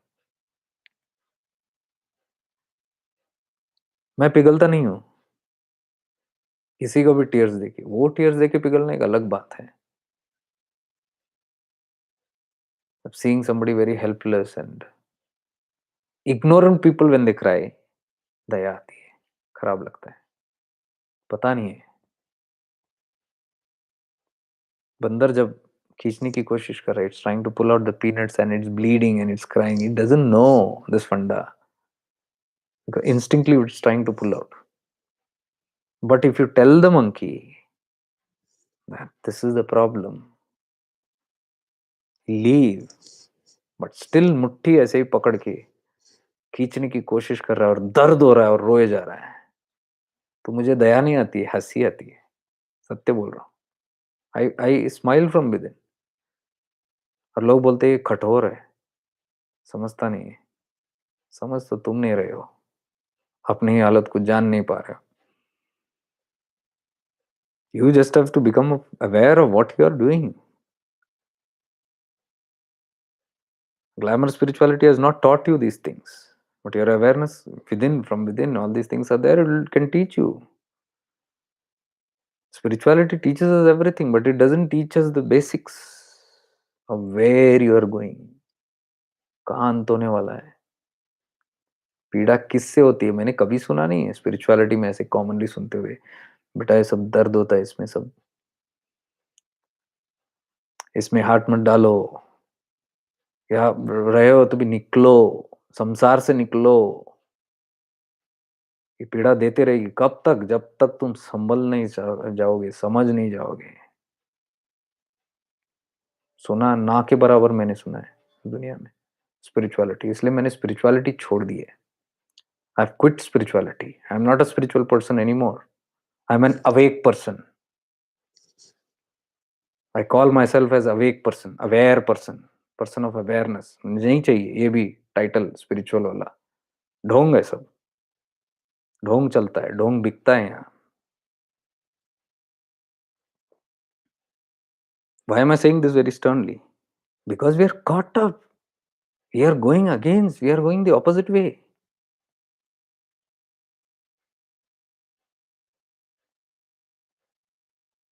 And the masses are getting this wrong impression. Just like I told you, if I have half baked knowledge, I go and teach my family this. क्योंकि एक तो बड़े ज्ञानी बन गए, थोड़ा आ गया कुछ, तो फिर हम ज्ञान देते बढ़ते घर में जाके। अब क्या ज्ञान, ये अधूरा, हम खुद ही नहीं समझ पाए इस चीज को। और वो बेचारे जो who is looking up to you, they will listen, and the masses are listening. Can you see the boomerang effect? The whole masses take this whole nonsense and then they go and teach their own beings. संसार में रहो डूबे। I am not telling you leave the world and लोग इसमें वो जैसे बोलते हैं एकदम फैनेटिक होके, this world is full of pain and it is maya and you must not go into. I am not saying that, you go into it यार, you enjoy, you have come for that because you have desires only, you came, you have vasanas, you have all these things, you have come for that, you have कर्म है, आपका ऋण है, चुकाना है, ब्ला ब्ला ब्ला, all good. लेकिन तेल लगाओ ना हाथ को, और फिर जैकफ्रूट खाओ ना। कौन मना कर रहा है? मैं ये नहीं बोल रहा हूँ कि जैकफ्रूट त्यागो, इसको बोलते हैं जीवन मुक्त। This is what is called as the one who is liberated while alive. Our egos will never take this. देखो मैंने सब्जेक्ट बोलते हैं शुरू किया, 4-5 लोग भूख गायब। I am seeing suddenly, we can't accept this. हमको ये नौटंकी अच्छा लगता है स्पिरिचुअल वाला, कुछ दो, कुछ मिले, कुछ करे, करते रहे, doer doer, keep doing doing doing this doing that. ये एक नहीं मिला, नया एक, old bottle new wine, 10,000 product सामने रखो, वही खरीदते बेचते, वो उसमें ही जिंदगी कट जाता है। क्या कर रहे हैं अंत में, क्या हो रहा है, क्या अनुभव? अगर आपने 10 प्रोडक्ट खरीदा है, भाई मैंने एक भी प्रोडक्ट नहीं खरीदा है, तो 10 प्रोडक्ट खरीदा, उसका अंजाम ये है, you are sinking more into this, it is not liberating you, all those 10 products that you brought so proudly and you're displaying it everywhere, even putting the badge and telling also people मैंने ये किया, मैंने वो किया, ये किया, and कहाँ हो this? Sometimes I get shudders, you know, oh my god, what's this, what's this happening? So we should be awake people, aware people, not spiritual people anymore. Because एक जमाने में रिलीजन छोड़ दिया था मैंने. रिलीजन बहुत फैनेटिक है, कट्टर है. Spiritual is liberating. It is so open, it is so new, it is so revealing, it is so honest, it is so transparent, and it's liberating. That's how I move in spirituality. अब यहाँ वही हो गया, ये भी वैसे ही हो गया. तो ये एक normal, I think this is a very natural kind of a phase that the whole world is going through. पहले एक जमाने में जनरल क्लास में हम लोग ट्रैवल करते थे, होती थी थोड़ा धक्का मुक्की और बट ठीक है, चल जाता था. फिर इतने भीड़ और इतने type of all type of people in the general class. No, sleeper लेना अच्छा है, क्यों कौन मारा मारी करेगा सीट के लिए. एटलीस्ट रिजर्वेशन तो रहेगा, आपका खुद का एक सीट तो रहेगा. स्लीपर में थोड़ा डिसिप्लिन हो गए. जनरल क्लास छोड़ दिया. Too much of chaos and too much of indiscipline, too much of unexpectedness, moved into sleeper class. And when we moved into sleeper class, ठीक है, सीट सो सब है, लेकिन फिर भी है, लोग कब्जा करते हैं सीट स्लीपर में भी. कभी कभी अपने रिजर्वेशन होके भी आर्ग्यू करना पड़ता है, जल्दी हटते नहीं है या कुछ तो कुछ चलते रहता है. मैं कितने बार पहले जाता था, I have stopped in sleeper. अगर नाइट को 1 बजे का ट्रेन होता है या 2 बजे का ट्रेन होता है और मैं घुस रहा हूँ, सारा कंपार्टमेंट लाइट बंद करके बत्ती बुझाओ, खाओ खुजाओ और सो जाओ. सब सो गए और कोई अपने बर्थ पे सोया है. उनको तो पहले जगाने के लिए आधा घंटा लगता है. स्वप्न लोग के ऊपर चले गए रहते, पता नहीं कितना गहरी सुषुप्त अवस्था में रहते हैं. You can't wake them up. And if they wake them up, then they will ask you who are you. Will say who, then हाँ कौन. Then you have to convince कि यू हैव, आपका रिजर्वेशन है वो. then that person if convinced, he will get up, he or she will get up. Otherwise वो इतना निद्र की अवस्था में रहेगा, फिर सो जाएगा. then you have to again shake him up. ऐसे हुआ है. and then finally कभी कभी तो लिटरली टीटी को बुलाना पड़ता है, स्लीपर ठीक नहीं है. फिर उसमें सब लोग भगदौड़, हॉकर्स आ रहे हैं, all beggars are coming and you don't know who's real, who's unreal and all those things, so much of noise and all. Then you say no, pollution and all that, cleanliness, so many things. Then you say no, this is also not. We move into something that's more neater, more liberating. You go to the AC and then you start traveling in the AC. And then for almost 2 years now, I'm traveling in AC only, because at least you have peace of mind. At least I can read, I can meditate, I can do whatever I want and without being disturbed, and everything is there, started. But now if you go to see, उसमें भी शुरू हो गया, because I can see drunkards now coming in that also. And शोर शराबा शुरू हो गया, because now it has become affordable to everybody, that so everybody, almost everything, and almost the same kind of scenario. Hawkers are increasing. Hawkers means the train guys only. Supply is increasing, and slowly you are seeing that also is moving. Then it goes on further. Second AC, first AC, it goes on. So what I am seeing is you have to pay a price for it. The higher and deeper you want to go and the more liberating experience has to be, you have to pay higher price for it. As simple as that. इतने आसानी से नहीं मिलता. But एक चीज तो देख रहा हूँ मैं, that it is getting polluted. First what was sleeper was beautiful, गया. With time that went. First even third AC was beautiful, with time that also is gone.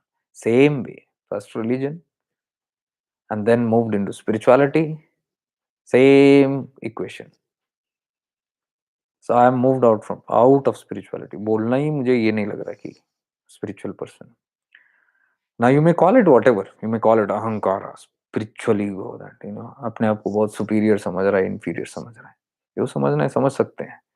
लेकिन I still want and prefer to be awake than having these kind of labels. And that is the message I'm giving very clearly. If at all this is very serious to you, then you have to look very deep with sharp discrimination. विवेक बहुत जागृत होना चाहिए. That is one video I had made. Question. The question is coming from the authenticity, which is coming, the truth that comes out. If it is not with the truth, you must question. What is this? Why is this? Like one girl was there. I was taking her personal session, and she was telling that, I wanted to have a spiritual time, so I went to a place, and then somebody was wanting to be with me all the time, and I was not feeling comfortable. But then I was thinking, oh, am I judging spiritual person, spirituality? So is it right to judge? It might not be right to judge. Then again, I went into guilt. Trust factor was there. And even in my personal session, I could see that. I said, that's okay. Because I can see you are not even trusting me right now. And that's okay.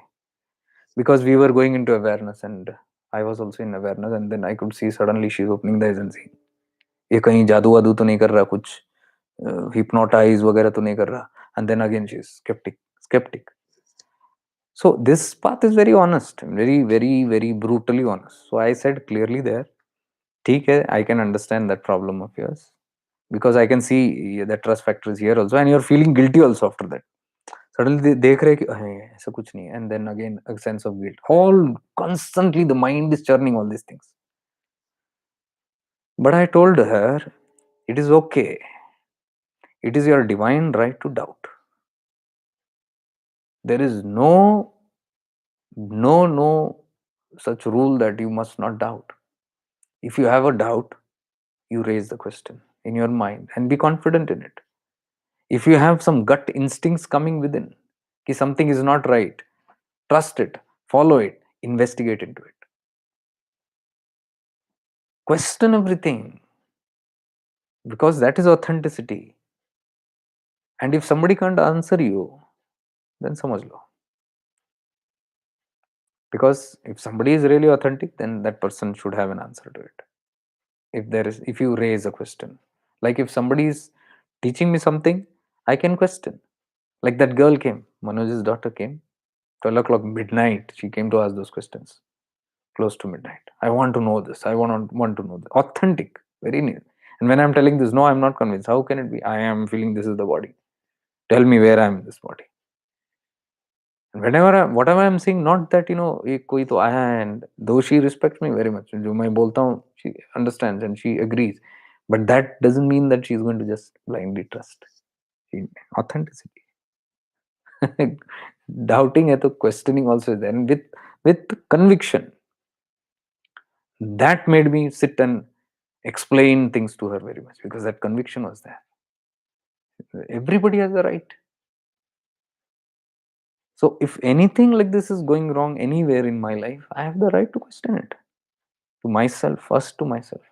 Where am I heading? What am I doing? Forget the world. First, what am I doing? Am I aligned to the truth? And if this is the truth, investigate and find out where it is all coming from. Your inner self will show you 100%. This is my inner self that showed me without anybody teaching. Nobody taught me these things. And you don't have to refer to the books also. Books won't tell you many things. The only thing that comes in perfection is from within.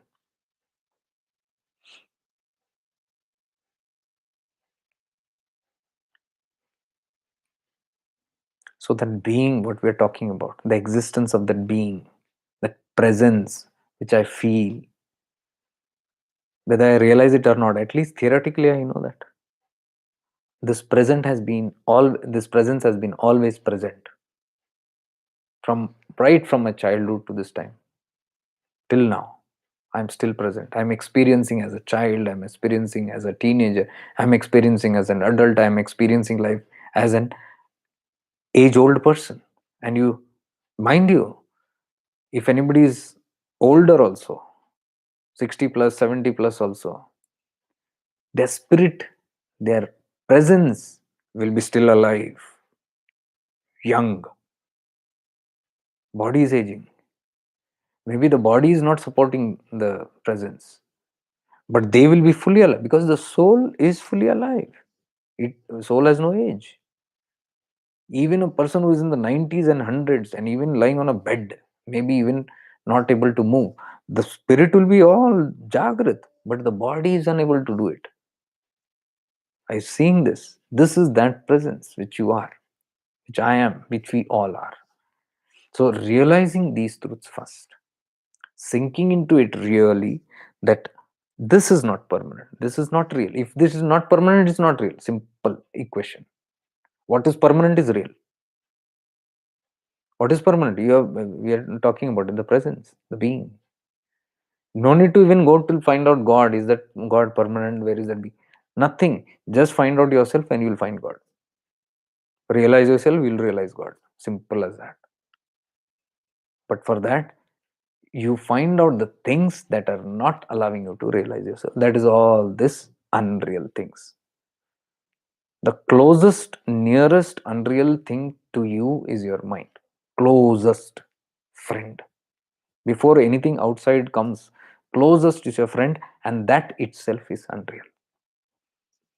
That deceives you.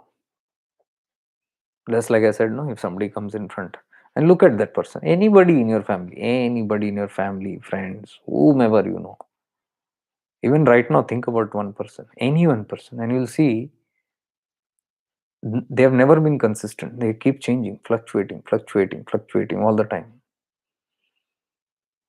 And whatever that personality, also, you know that it will go one day. Whoever it is, nobody is immortal. Nobody is immortal. And those who are striving to be immortal can never achieve immortality because that is against the principle. Those who strive for immortality are striving to keep themselves immortal because they want to experience little more life. That's all.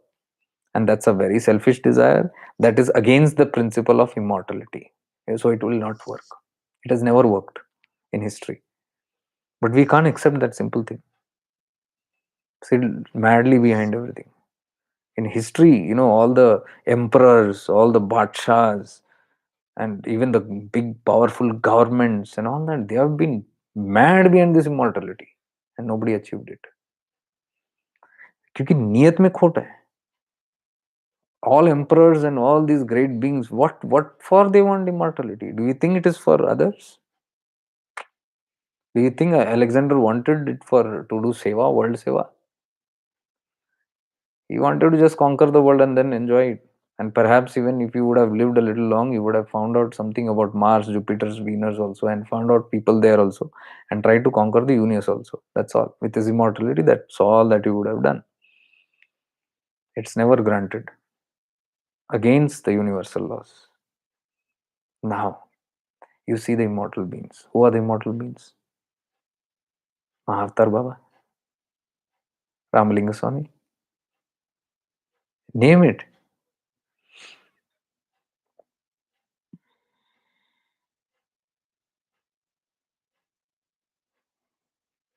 All the rishis, all the 18 siddhas, Bogar Maharishi, Patanjali Maharishi, Tirumularji, name it. All immortals. And even they sustained their body for 4,000 years, 5,000 years. Why? Much aligned with the universal principles of immortality. Not an ounce for themselves, anything. If we are in that mode, then definitely good enough to chase immortality. Otherwise, it's a very, what do you call, false kind of a dream that is being shown towards immortality.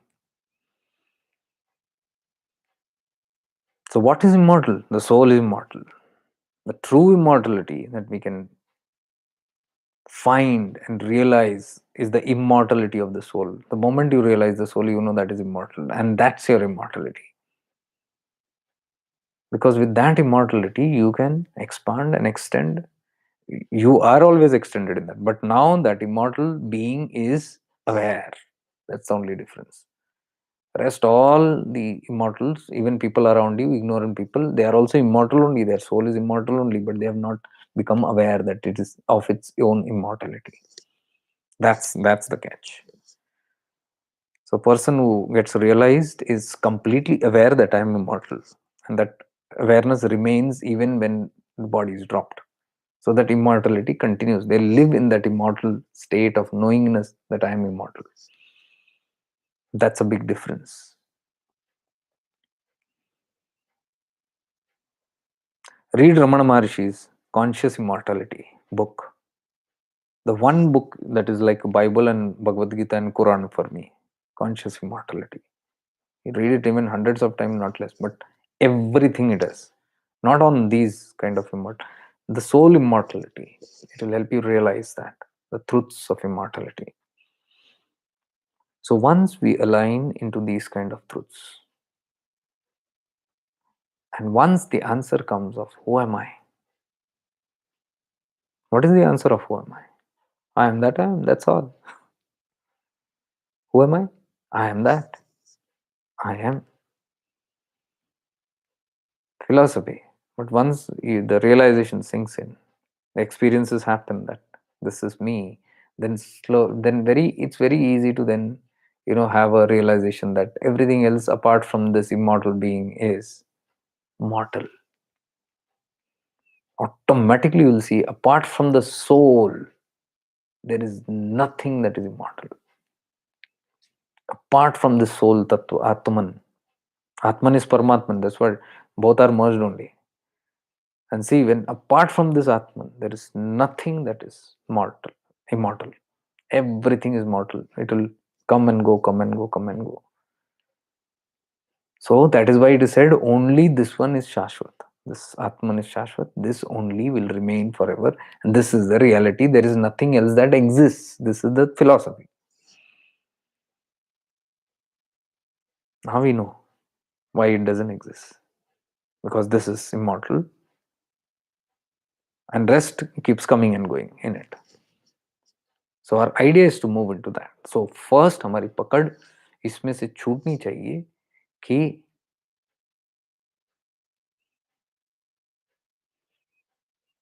this is not real.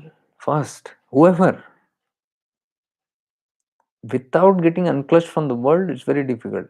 Now many people get scared when I say, look at your family members, this is not real.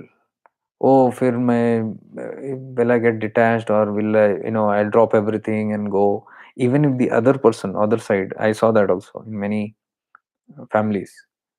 If the other side person also is seeing that this person is getting realization that this only the Atman is real and everything is unreal, and Vairagya is developing, that person also is scared. अरे ये छोड़ के जाएगा अपने को, छोड़ के गया तो फिर वो false awareness है, फिर it's only philosophy again. Because छोड़ना ही क्या है, आप कहीं भी जाओ कुछ तो कुछ पकड़ रहेगी. क्या छोड़ सकते हो आप, कहीं भी जाओ आप, because wherever you go it's a mortal world only, which is unreal. So you're running from one unreal to the other unreal place. तो छूटने छूटने ऐसा रहा है क्या वहां पे. I was telling this to somebody in the retreat also.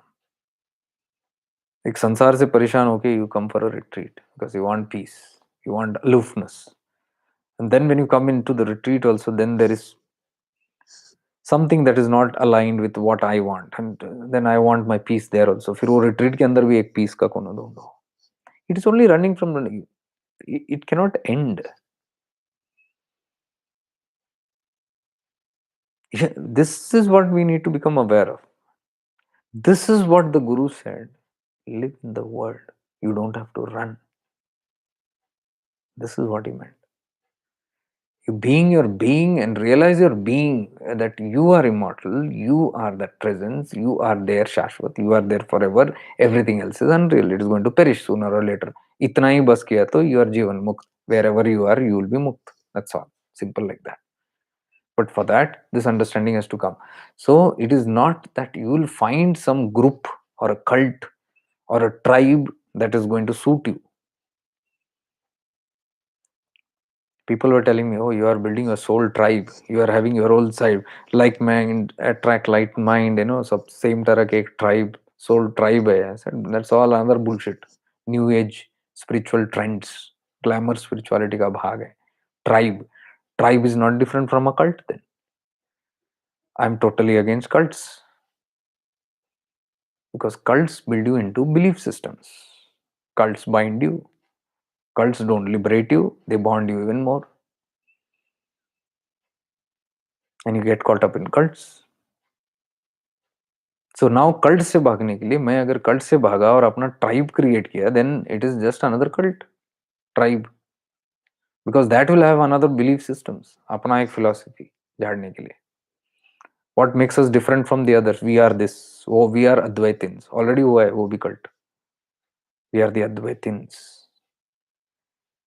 Now चुप के मैं बोल रहा हूँ awake, I am not now, I hope another एक ट्रेंड ना आ जाए, awake group.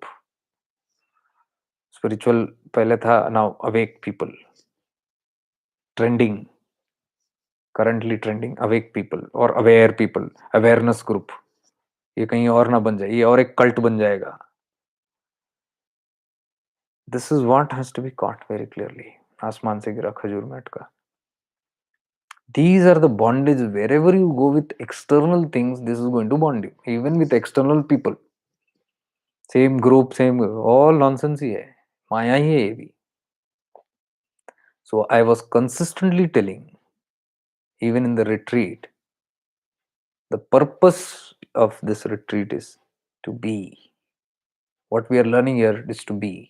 You are in the trees, be. You are eating food, be. You are in the class, be. You're watching something, be. You're walking, be. You're sleeping, be. You're breathing, be. You're dancing, be. You're meditating, be. Whatever you are, be. Apart from the be, you move to anything else. माया पकड़ लिया, फिर नया एक. If I'm supposed to be meditating now, if my body is settling down and the whole thing, where the environment is created to meditate now, and then I say, no, I don't want to meditate, let me take a walk. You're not in the being, you're not accepting that thing to be in that place. Jala tattva. You put it into the glass, it takes the shape of glass. You put it into a pot, it takes the pot shape. You put it into a spoon, it will take a spoon shape. Be, adapt. Adapt anywhere. Now we went to a new place where they have their own, it's an ashram, and they have their own philosophy, their own, because their culture and all that thing and all. I cannot say, I'm coming from a different culture. No, I won't do this. I won't do that. Then it's the same thing. We were there for everything. We had to bow even to their guru. Okay, fine. What big deal? I have seen many in my friends. I won't bow to any other guru. Why should I bow? I have only one guru. I won't bow to any god. I am a Hindu. I will not bow to any other god. I am a Muslim. Why should I go to Hindu? I am a Christian. Why should I go and bow in front of Hindu gods and Muslim gods?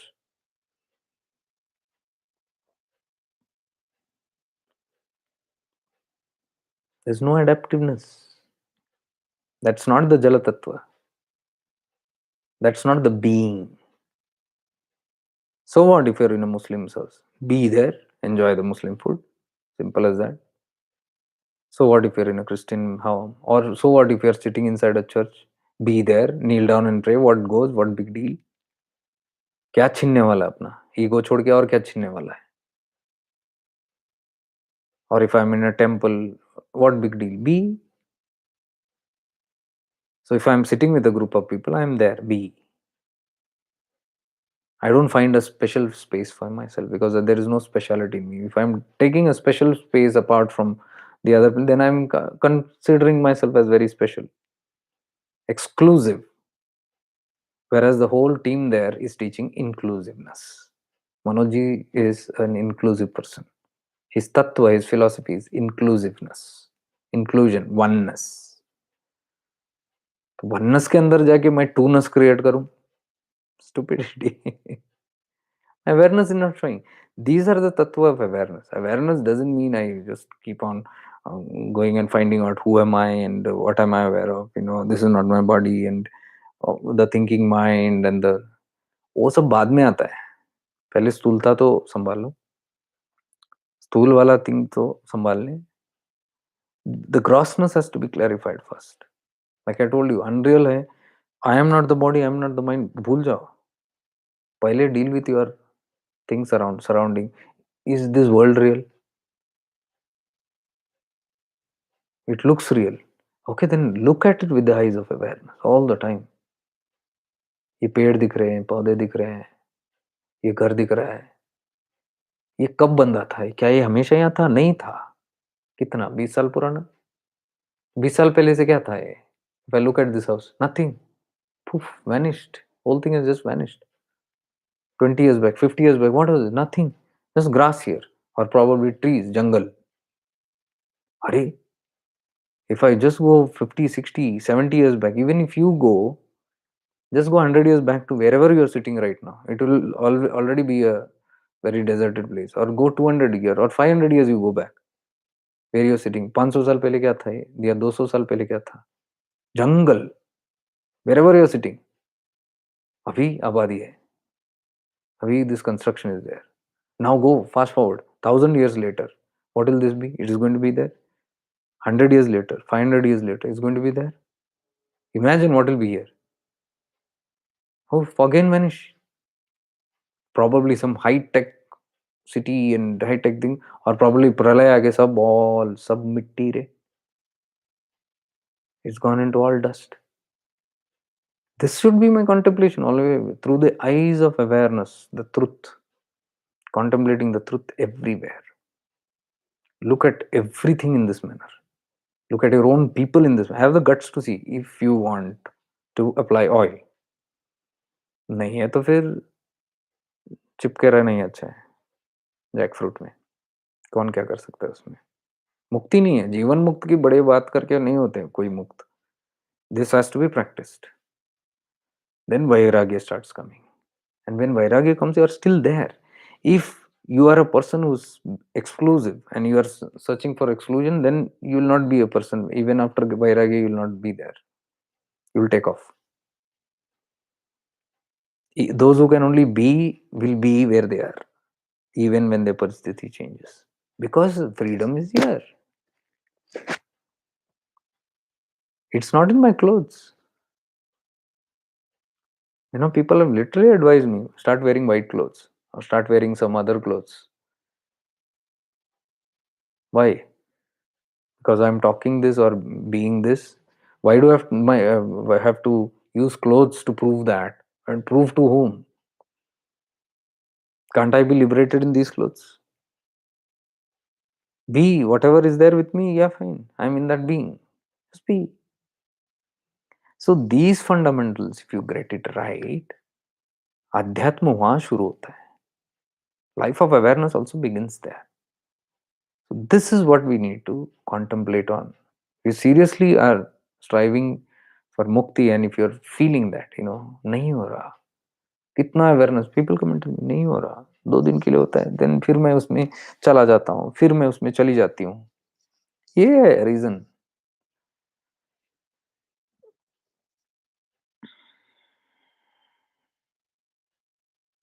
What is there in Shiva dimension, Deepak Chandelji? There is nothing in Shiva dimension. There is nothing Shiva dimension. There is nothing Vishnu dimension. There is no Brahma dimension. ये सब मन का एक गुलाटी मारने वाला खेल है. आप डायमेंशन पे डायमेंशन क्रिएट करते जाओ. एक ही तत्व को अलग अलग अलग हजार रूप देते जाओ. शिव तत्व को आप हजार नामों से जानो. शक्ति को आप हजार नामों से जानो. It is more and more diversity that you are creating. This is not the topic of people who are working towards जीवन मुक्तस. ये सब आडंबर है. ये सब ट्रूथ है. ऐसा नहीं है, ऐसा नहीं है. एक हद तक ठीक है. द्वैत में ये सब चलता है. जितना आप द्वैत में रहोगे, डुअलिटी में, all these things work. You can fantasise with lot of things. I can say मुझे ये स्वरूप भगवान का अच्छा लगता है, मुझे ये अच्छा लगता है, and keep on shifting from this to that. मुझे and this what are these रूपस. Please understand this. Become aware of this. What are these rupas, swarupas that we see? It is my reflection, my dear. It is only my reflection that I see even in God. Saumya Swarup wale will Shakti, Maa ko. The Shakti is considered as mother. So there are so many people who consider as Saumya. My guru considered as Saumya. He did Ugra sadhana, but still looked at Ma Kali also as Saumya. He looked at Ma Durga also Saumya. Saumya means tapered down, not the aggravated form, the simple normal form. My own reflection. If my heart is soft and Saumya, I will seek the Shakti as Saumya mother. If I am Ugra, it will reflect Ugra. Simple. You look at all the personalities, I can tell you.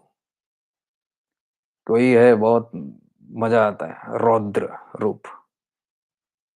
मुझे रुद्र पसंद है. I like the Rudra form of Shiva. अंदर से भी रुद्री है temperaments. उग्र, aham, and that anger, and all that things are very stern. It reflects outside. I love that kind of a god. It's that simple, Devans. I'm telling you, it's that simple. Those who realize that and go beyond it, just go beyond the forms also. Then you don't have even special gods there. There is even this existence of Brahma, Vishnu, Mahesh, the creator, the perseverer, the sustainer, and the destroyer. And this is not again linked with gods. It is just a prakriti. It's the characteristics of this nature, this life form. It is made out of these three aspects. It always has to create itself, and it will sustain itself, and it will destroy itself. This is known as impermanence. What is the body? It creates itself from the womb state. इतना ऐसा शुरू होता है. Sperm और ovum का मिलन वहां से शुरू, उसका creation. And what is this? We are eating food, उसको सस्टेनेंस कर रहे हैं, प्रिजर्व कर रहे हैं इसको, उसकी सुरक्षा कर रहे हैं, and all that, preserving it. Vishnu तत्व, ब्रह्म तत्व वहां कोख में, ये विष्णु तत्व चल रहे हैं. And the day we get older and older, जब टाइम आएगा, we are shelving, we are moving towards that pralaya, Shiva tattva, destruction. It will, the body will destroy once. So if we are still caught up in this, what am I saying? The world is unreal. That is the tattva we are realizing. And what is this saying? It's more gross on the creator, sustainer, and destroyer. The ये जो शाश्वत नहीं है, the impermanent states, I'm more focused on the dvait. And what is the idea here that we're discussing? What did Ramana also say? Catch that which is real, which does not perish, जिसका अंत नहीं है, जिसका मरण नहीं है, उस तत्व को पकड़ो. You are realized and मुक्त, not just realized, मुक्त. What is that tattva? It cannot be Brahma, Vishnu, Shiva.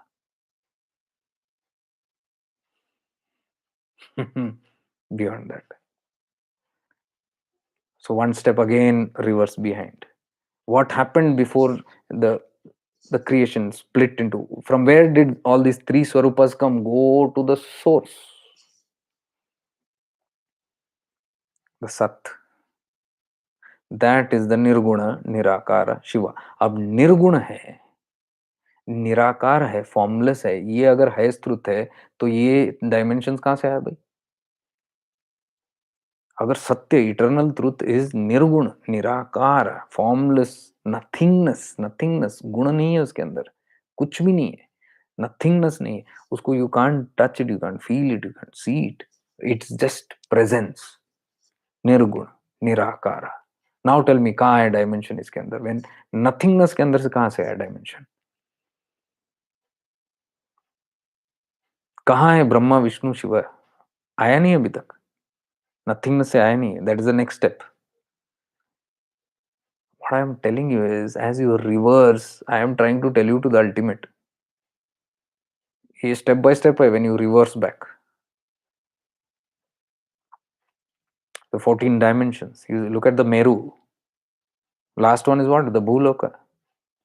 As you go on thinning, it goes on thinning. कम होते जाते हैं dimensions. And finally क्या बचता है? बिंदु. मैं बिंदु की बात कर रहा हूँ. बिंदु में कुछ नहीं होता. Nothingness है. That is a reversal. So I wouldn't want to talk that in these kind of topics where I'm talking about deep. This is all deep spirituality. यहाँ पे वो सवाल ही नहीं आना चाहिए. है एग्जिस्टेंट, मैं मना नहीं कर रहा हूँ, बट वो फॉर्म्स में आप जितने बढ़ते जाओ इसके अंदर और फॉर्म्स फॉर्म्स फॉर्म्स फॉर्म चलते ही रहेगा and everything is there because that is also from the param tattva only. It has come there. But the idea is, do you want, these are steps, do you want to catch here or do you want to catch here or do you want to catch here or do you want to go straight to the source? That is, तुम चाहते क्या हो? If chana, moksha, liberation and freedom and all those things hai, freedom means freedom from all these concepts also. Concepts तब आते हैं जब diversity, duality आती है. तब सारा शुरू, philosophy शुरू, scriptures शुरू, शास्त्र, ज्ञान शुरू. See the Shakti, when in the pure raw form, it takes forms. It starts separating. That also starts separating.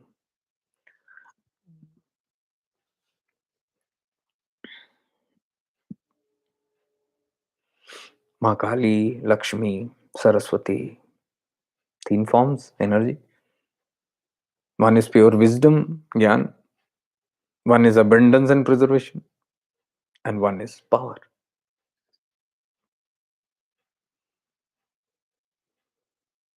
उससे पहले क्या है? Go one step behind is pure Shakti. Still not manifested. उससे पहले क्या है? शक्ति से पहले. कहाँ से आई शक्ति? From the Sat it has evolved.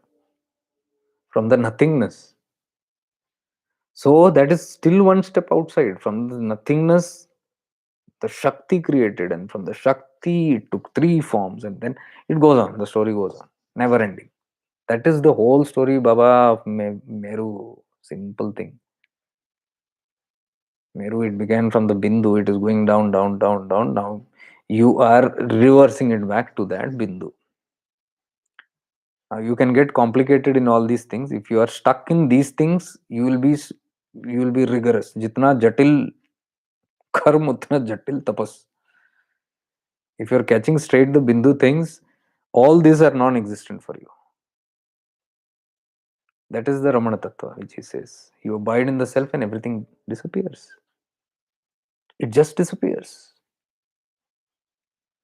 People say, my mind is getting caught in this, my mind is, he says, find out who's that, who's worrying. Find out the source from where these thoughts are coming. When the moment you enter into that source, everything else just dissolves.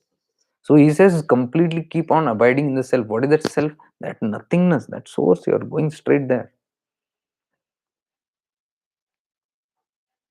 So consistently when you're doing the sadhana of nirakara, straight entering there, then you are not impressed with any theologies. Anything in the Dvaita, it will not matter to you. Because Dvaita is Maya.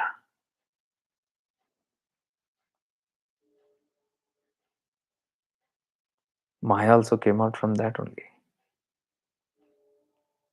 Mahamaya कौन है? माया आई महामाया से. महामाया कौन है? Mahamaya is this pure Shakti, which I'm telling. अभी तक उसका division नहीं हुआ है. जिस शक्ति का डिवीजन नहीं हुआ वो महामाया है. तो जब हम महामाया से प्रार्थना करते हैं, मुझे माया से मुक्त करो, what does it mean? You're going one step behind and catching on that source, not falling for this. मुझे तुम्हारी ही माया से मुक्त करो.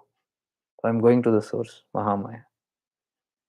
But I'm telling one more step behind. Where does the Mahamaya, where does the Shakti also come out? It comes from the nothingness, from the Sat Purusha.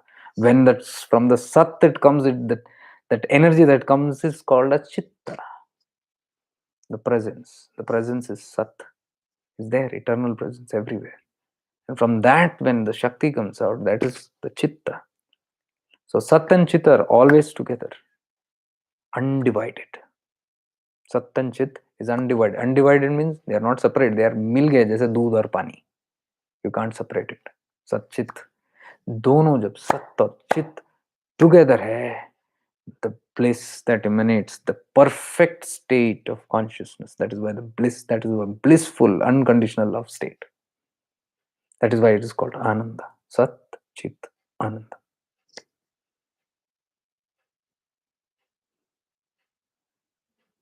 तो जब प्रक्रिया शुरू होती है, when the process begins, the Shakti that is hidden in the Shiva or the Sat, it begins separating. It doesn't happen so slow. It's all in microseconds. It separates and the Shakti creates. Everything is created.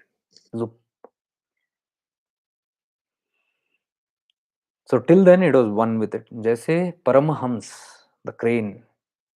Paramahams is known for its ability to suck only the milk and leave the water behind. The milk and water which is there. Paramahams can do that. That is why all the great mystics who have reached that state, who can suck out the milk and leave the water behind, they are known as Paramahamsa, like Paramahamsa Ramakrishna. Ramakrishna Paramahamsa. Are you getting that? उनको सार पता है. दूध का दूध, पानी का पानी. हम अभी भी दूध पानी में अटके हुए हैं. Even when we say Shiva Shakti, I'm telling you, it is still one step. Because you have started identifying it as Ardhanareshwari. There is two in that. Actually, it means दूध और पानी only. But when you start giving it a form, दूध और पानी separate हो रहे हैं. Ardhanareshwara. But if you don't separate them, then there is no Ardhanareshwara also. It's nothingness.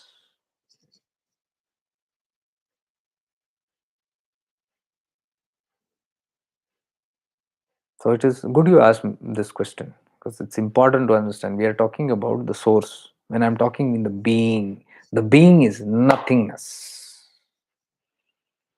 Being in the being is the topic of today. Oh, who's that being? That being, that presence, that Sat Purusha is known as being. Sat Purusha जिसके अंदर शक्ति है छुपा हुआ. So it is known as nothingness. That is why from the nothingness this erupted, they say.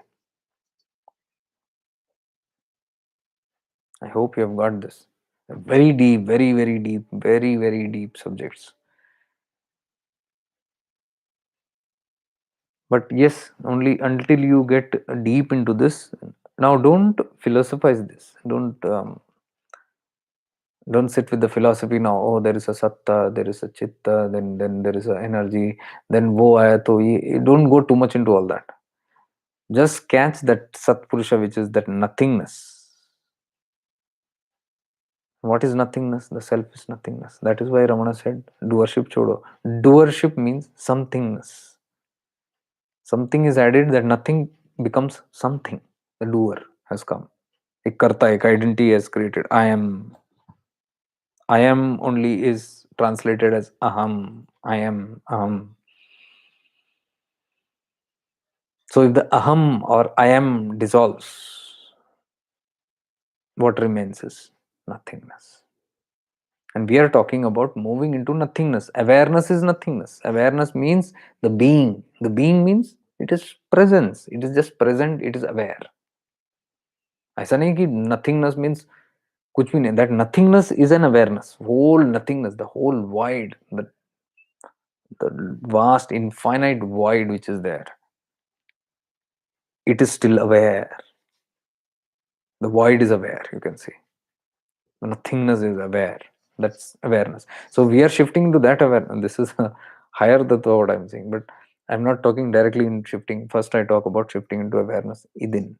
You shift with the gross practices that I'm teaching. You just become aware of your body, whole parts of your body, your mind, your koshas, your surroundings, the Akash Tattva. You know, when you keep on First you become aware of your gross, then you become aware of a subtle. As you have little gained a little catch and grip on this awareness, then it is easier to move little more deeper. Now, who's the one who's becoming aware? A small catch before I end today's session. I will just give you a clue of this little so that you might get a little deeper jerk. Now, when I say become aware, to whom am I telling become aware? Because your awareness, your pure awareness, it cannot be commanded. The real I, which is just the presence, it cannot be told anything. It is influenced by nothing. It is just there. It is aware that you are speaking, but it will not listen. It will not, it has no tattva to respond. It is just aware, witness, sakshi, drishta. Then whom am I telling become aware? I am telling the false you, the identity, the Deepak, the Poonam, the Jarvis, the Neha, the Bhavna, the Tina, the Anita, the Sanjay, the Vandana, the Amartya, the Akash, the Prabhat, the Bindu, the Anil, the Ruby, the Mala. This identity is what I'm telling become aware. So this identity now becomes aware. The mind, which is listening to it, oh, I need to become aware of my feet, my body. So that false I that is listening, that is becoming aware now. Because right now the mind is responding to everything. Like Panchindra is responding. So Panchindras only do it. The Panchindra only, the mind only is becoming aware of everything now. I'm aware of the space. I'm aware of the surrounding. I'm aware of the sounds, everything, the false I. What Ramana says is, become aware of the one who is becoming aware. Now there is this mind that is becoming aware of this. As you go deeper into awareness and see that, now it says, become aware of the one who is becoming aware. That is the soul. That soul becomes aware of this one that is becoming aware of something.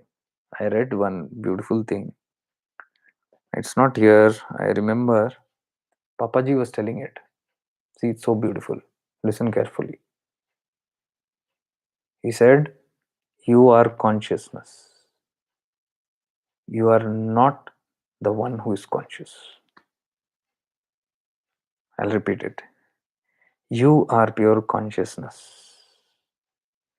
You are not the one who is conscious.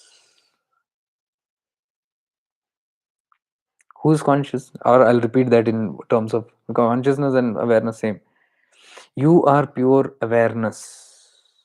You are not the one who is aware. Can you get that? So there is somebody who is becoming aware. The real you is not that, he says. The one who becomes aware of the one who is becoming aware, that is the self. It might be, I don't know if you can get this clear. If it is not, don't break your head. Because as I told you, it will take time to get into this, seep into this, and then. So if you're not getting those things, forget it. Just become aware of your surroundings, yourself, and all that. Slowly you'll realize the one who is becoming aware also is the false one only. How you'll become aware? Because one awareness will show you that. One awareness will be seeing this one becoming aware of something.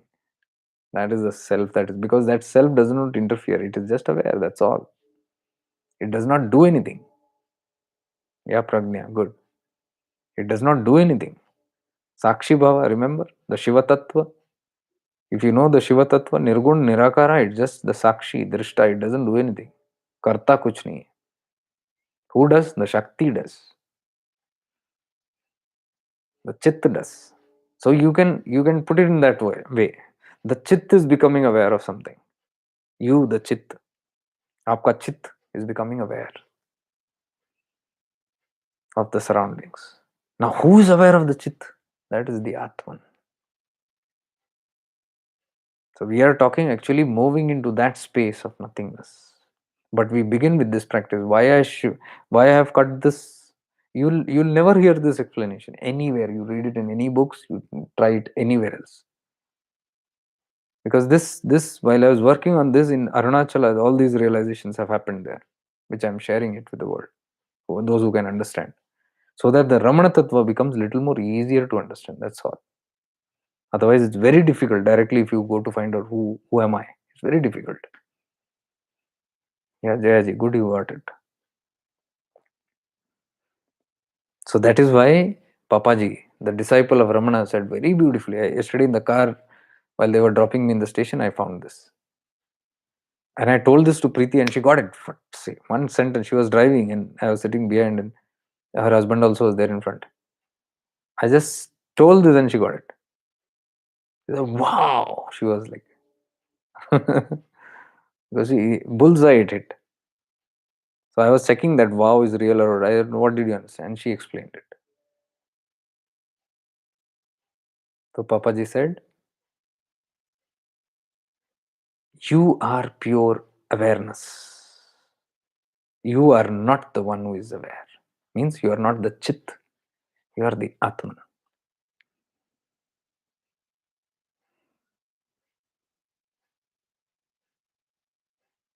Wow. See, Ramana Maharshi's another words. This also I downloaded today. He says, we are so engrossed with the objects or the appearance revealed by the light. See what does he say? Listen carefully. We are so engrossed with the objects or the appearances revealed by the light. See, I am the object. There is a light here. I am the object. I am revealed to you because this light. If I shut off this light, you can't see me. So because of the light, the objects, the curtain behind me, the chair, the cell phone, everything is being seen, the specs.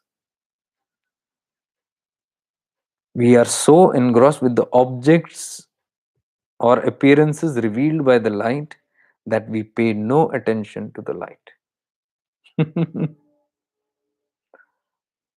I've taken one full 5 hour or 6 hour session just on this. I remember once. I don't know which episode.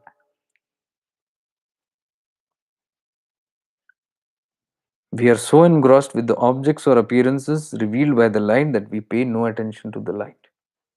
What is the light? The Atman that is illuminating everything. We pay no attention to the light. But whatever the Atman is reflecting all around, Maya, it is just because of the light. You take off the light, it's all gone. It doesn't exist. So, and in that session, I remember now, I remember me telling, if you're sitting in deep meditation, in deep awareness, in the nothingness, there is nothingness. And in that blank state, one thought comes. The Upanishad says, even that one thought is treated as an object. Upanishads, I don't know which Upanishads, but I remember reading it. One thought that comes into your space, your Chidakasha, is treated as an object. Now, if there is no light, this object is moving, you will not see it. Because, like the stars, why can't you see the stars? Because there is sun somewhere.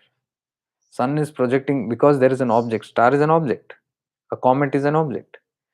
In the black Chidakasha, Akash Tattva, in the nothingness, where there is no light, if there is no light, any comet move, meteorite moves, planets move, stars, nothing can be seen. It's all pitch dark. But if the sun is there, planets can be seen, the moon is reflected, the stars are reflected. Why? The light. That is what it says here.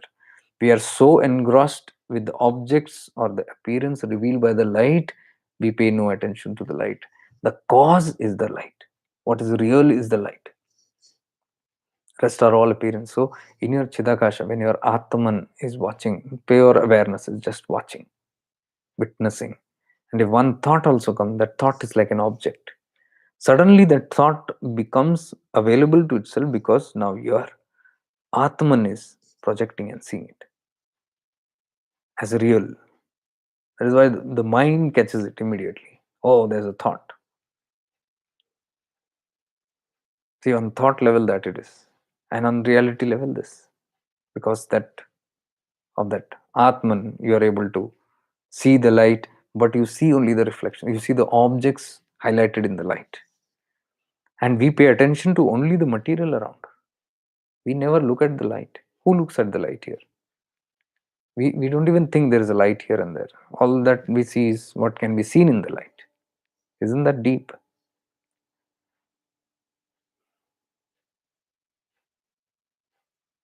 So beautiful and simple, yet ignore no attention to light who lights up all the objects.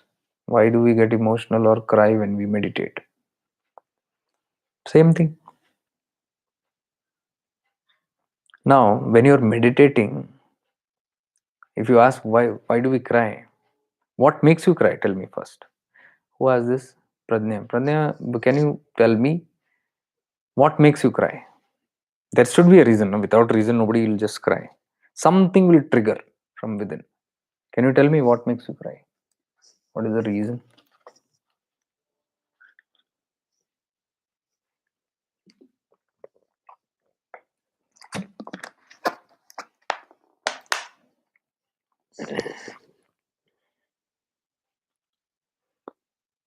Then I'll answer further.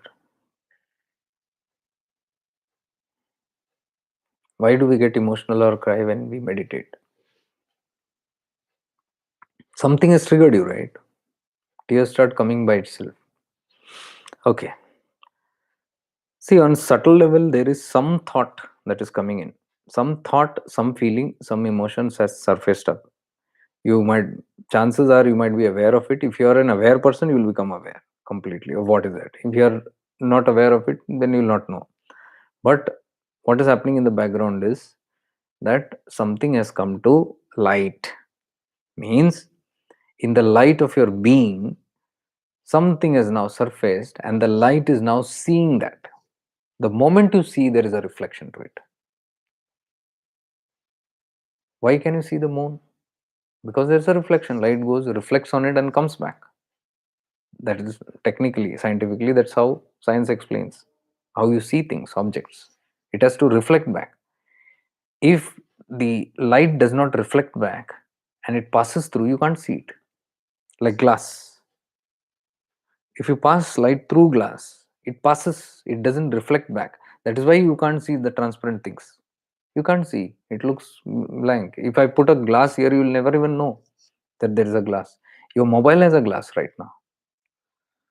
Your device has a glass, but you can't see the glass. You are seeing something from inside that is reflecting, but the glass is there. You can't see the glass. Why? Because it's moving. It's not reflecting back. Same is that way. Any thoughts or anything that surfaces, even superficially, subconsciously, yet your light of awareness is reflecting on it. And the moment it reflects back, the emotions come back. Subconsciously also. It might be some tearful event, some emotional event, some feeling, something it has got to do with samskaras only. The samskaras only reflect that. So you might see it, and many people who are very much aware can see why they are crying. There are people who contemplate on why I'm crying. It's not that I cry and I just wipe my tears and move away.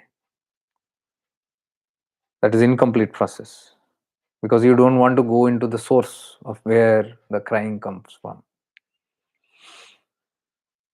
That is if you want to go. It's not necessary that you go and investigate everything.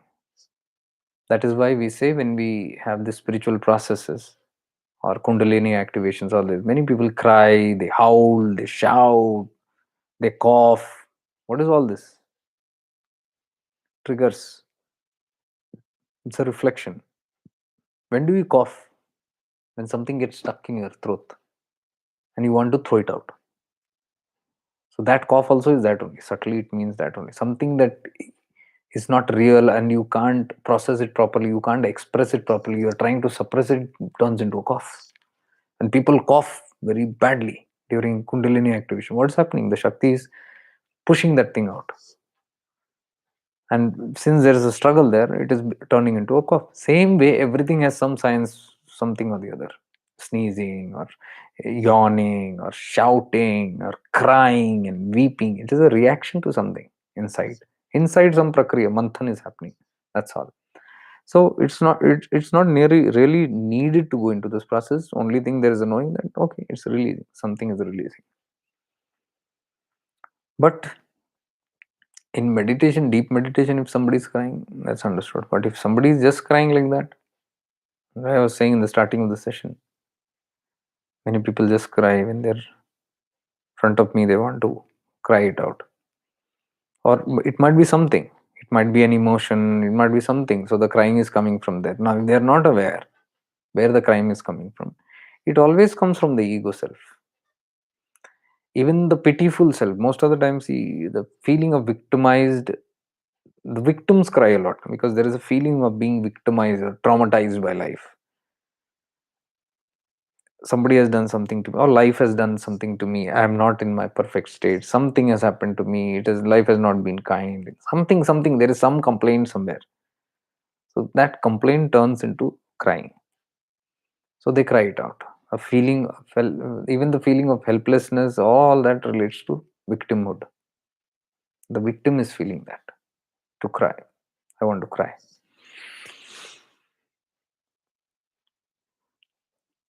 So life of awareness leads you into all this. It shows you everything very crystal clear, very, very crystal clear. So the being in the being, what prevents you is what I told you in this whole episode today, session today. What prevents you from being in the being. And I started it with telling that. I tell all the serious seekers, very, very serious seekers who are beyond even that vairagya now. They are understanding vairagya, they have developed vairagya, that's happening. Vairagya means ऐसा नहीं कि they leave out everything, they are there in the world, they are involved in everything. But inside they have applied oil, they are no more getting friction or caught up in that samsara. And then they are continue living. And now they are contemplating further. Then I say to them, drop all the stories. Any story. I began the session with that, saying, drop your stories. Any story, any story, become fully aware. If you keep telling stories, you are an unaware person. Simple, period. Nothing further than that. Unknowingly, I'm just blah, blah, blah, blah, blah, blah going all the time. I did this, I did that. Life did to me. You know what happened? That time, once upon a time, this happened. My parents said this to me, then I did this to me. My husband did that to me, I did this to my children. They did this to me, I did that to them. The world, it did this to me. Then, once upon a time in my teens, this happened, that happened. In a childhood, I was this way. I was very intelligent. This is the pride that is. I was very intelligent. Then people used to say, "What? You're special." Or they used to say, "Oh, whole childhood and I was very dumb. I was not like this, very introvert. I was now. Then I started spiritual thing happened, and I know, and now I become blah blah blah blah. My guru did this, that. Then now I'm awakened. Now I'm so this. Now I'm extrovert." Stories. And what are these stories? So when I told this to somebody asked me once, "But then you tell so many stories." Matlab, good. I always say, you must question. You must question if that is there. You must question. I'm telling, see the purpose of that story. My storytelling is to make you understand. This is my work. I'll tell a lot of stories. But personally, if I sit with anyone, you check it out.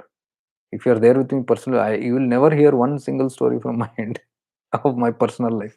No way. I take no pleasure in telling that because there is no point. It's kachada. My guru used to say kachada hai. Here I have this experience, that experience. Stories, kachada, my guru used to say. I saw this dream, that dream, kachada, I used to say. I have seen mystics saying, even if God appears to you in front of you, it's goddamn shit, it's nothing. The same words they have used. I give a shit, sorry. Even if God appears to me, I give a shit. A great mystic told this. I don't want to take the name. Ramana also said this to Papaji. No big deal if you're seeing Krishna. He said that also is on a mental plane. It's happening on your Manomaya Kosha. So mind is getting entertained. And mind is busy in all this. So that's why I'm telling all these forms, these experiences, this, that happening. So much of energy in my body, it's full of energy. My energy is coming here. My energy is going to my bottoms. I don't know where all the energy keeps on. What big deal? Who gets entertained? Who wants to know where your energy is going? Only you get entertained by telling where your energy and how your energy, how powerful you are, and how neat you are, how divine. This is all stories, mucked up stories, and this is all the catch. Today's session I wanted to reveal on the same title. Why can I not be in my being? Unable to be in your being, this is the reason. Too much of storytelling, too much of that thing. And that what happens when it comes out, it enhances the memory, cellular memory, your mental memory, everything. It strengthens that. Every time you tell, you take pride in telling, it strengthens it. And then other side you are saying, who am I? Who am I? It's not happening. How will it happen? Who am I? You are this personality. Who am I? It will show you are this personality. You are that extrovert child, it will show. Who am I when you sit with your eyes closed? Hey, I am that extrovert child. I was previously introvert, now I become extrovert. I am this. Yes. You'll get only that much answer then. This is the reason mind cannot go. And the the consciousness cannot go beyond certain things. So we only have built cages. That is why my guru used to tell, drop all stories. The day the stories will drop, self-realization will automatically happen. Sutra. But it's very difficult. Very, very difficult. I had met somebody in Terunamale also. I was telling the same. Drop all stories. Drop all stories. नहीं मुझे seriously I want nothing else. I want now, I've had everything and all that. Now I'm seriously wanting to realize and know the self. Drop all stories. Yeah. So true, huh? What you say, they'll say. So true. And immediately after so true, you're saying, I had this feeling once what happened, then I'll immediately say story. Oh yeah. That is what I was telling. The couples will tell me. That is what I was telling my wife also. You remember that day? What I'll tell story,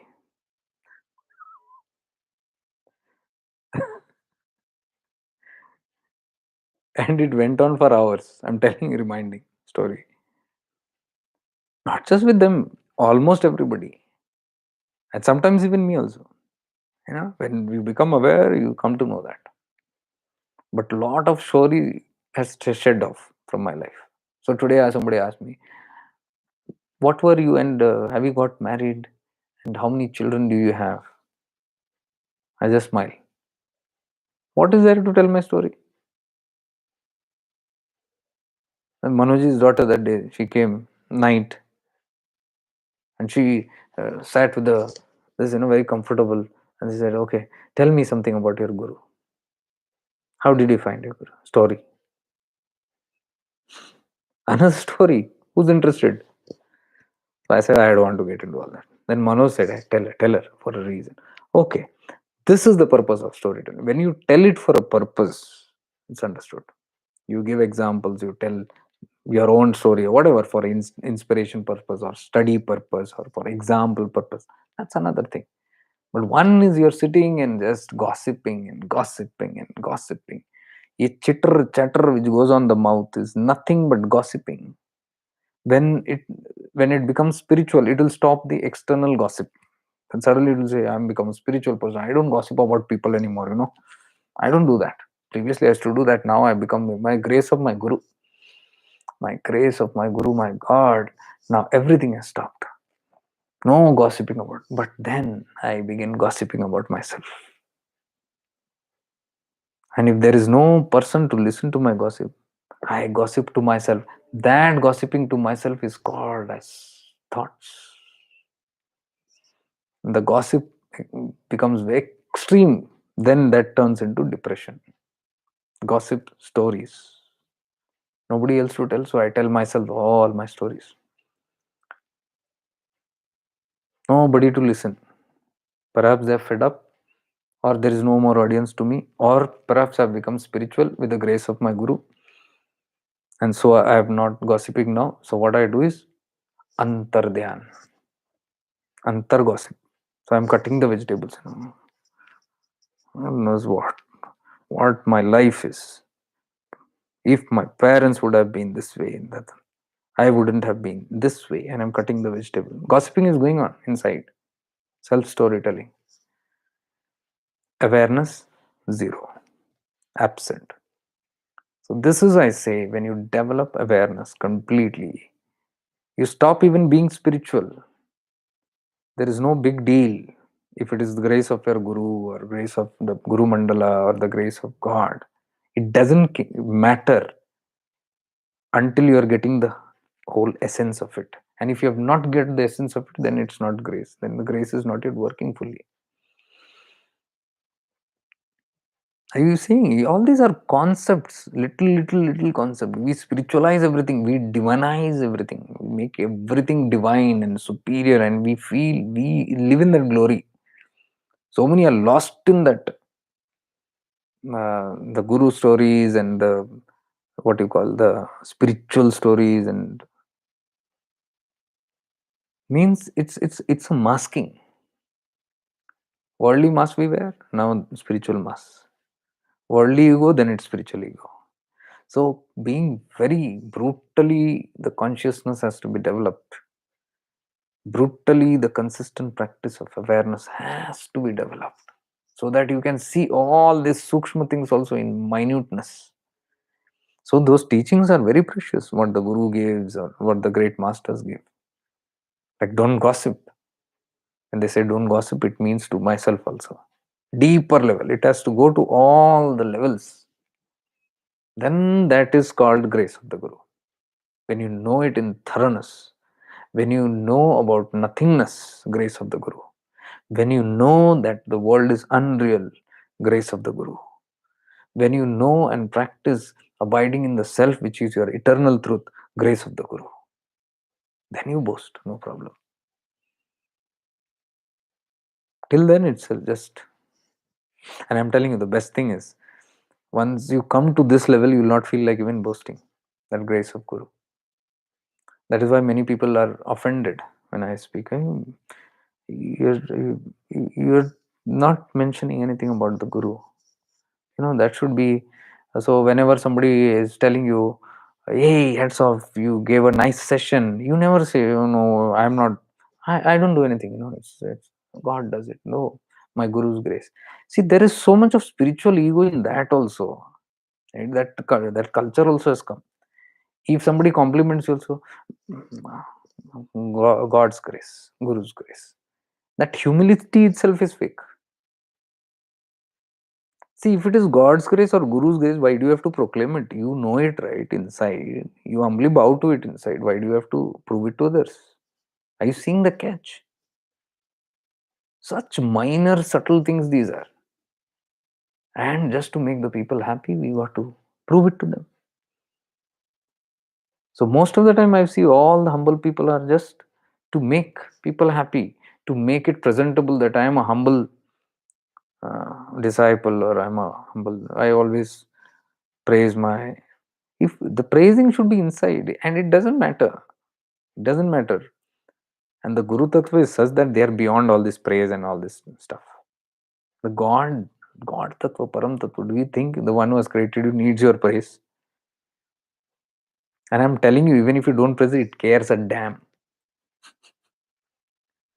The Param Tattva, even if you don't praise it, it cares a damn. And even if you curse it, it cares a damn. Because it is Nirguna, Nirakara. Nirguna, no attributes. Reaction ही नहीं, कुछ भी करो. गुण ही नहीं है, ना रजस है, ना तमस है, ना सत्व है, तो रिएक्शन कहाँ से आएगा? Just witnesses. The Guru Tattva is also that. When the Guru Tattva reaches that kind of step, that is why it is said, Guru Brahma, Guru Vishnu, Guru Devo Maheshwara, Guru Sakshat Parabrahma. Who's Parabrahma? Guru Brahma, Guru Vishnu, Guru Devo Maheshwara. Brahma, Vishnu, Mahesh. I just discussed this. There is one step above it. From where it comes. That is Parabrahman. Guru Sakshat Parabrahma. So if it is Parabrahma, if Guru is Parabrahma, then the attributes is Nirguna Nirakara. Guru has no akar. I am not saying it. Your prayers are saying it. Guru Sakshat Parabrahman. What is Parabrahman? Nirguna Nirakara. So if you are saying the Guru is Nirakara, Nirguna, how can this Guru get angry? How can this Guru have a body?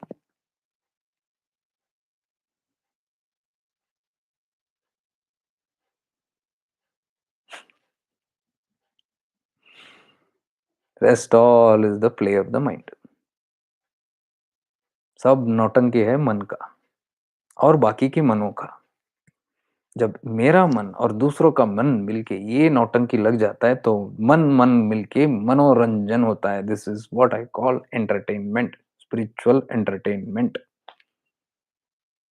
An aware person is out of all this nonsense.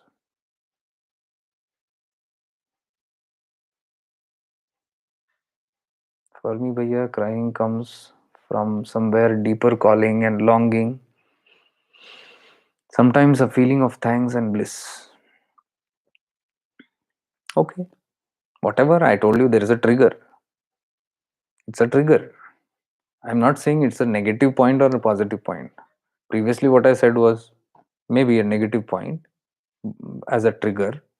Here, what you're doing is okay, trigger is there, but it's a positive point. Whatever the point, but it's still a trigger. It's still a memory. It is still a samskara. It's still a vasana. When that comes up and the light is shed on it, you cry. It's a reaction to something. That's what I'm trying to say. I'm not saying it is good, crying is good, or crying is bad. I didn't say it. I never said a single word about this. Rewind and see. I just explained why the crying is happening because somebody asked me why am I crying or why am I getting emotional. I said the science of it, that's all. And when you realize this, you'll see it's nonsense.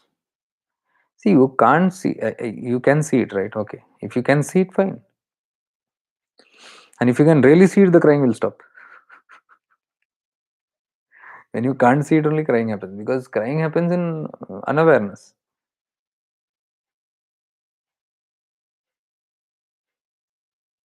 See, when you're crying,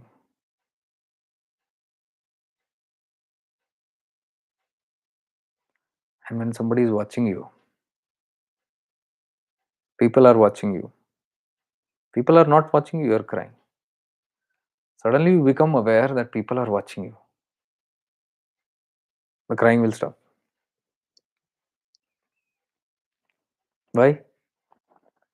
Because that crying has been exposed. Not just crying, anger, lust, any such emotions. You see, if you are there in public, many times you must have seen. Yesterday I was seeing, I got up in the train, 4 o'clock. Train came and I just got up and I sat. So there was a beautiful woman who was in the same compartment. So she was very well carrying herself. From the time we started in Pune, everything was very decent, talks and the explanation, the expressions, everything was very decent, very nice.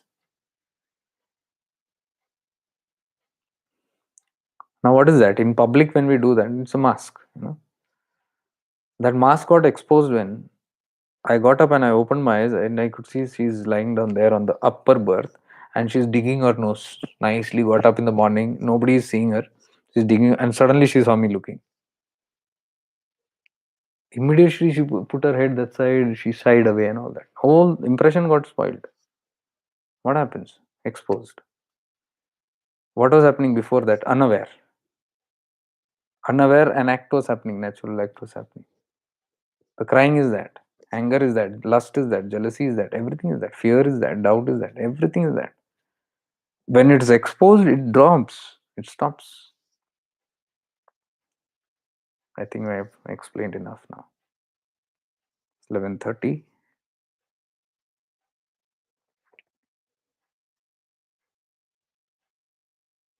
3 hours. So if you have any questions, you can ask, because this is another important session I had, and I can realize that it's one of the very deep and powerful. It can have an impact on the serious seekers of truth and light.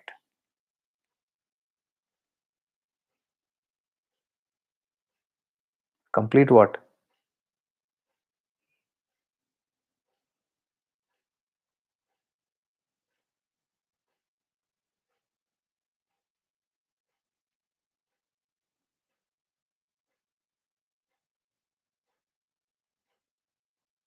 Complete what?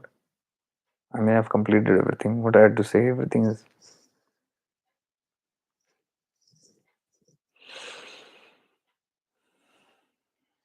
Haven't got what? If you can specify, I can relate to it.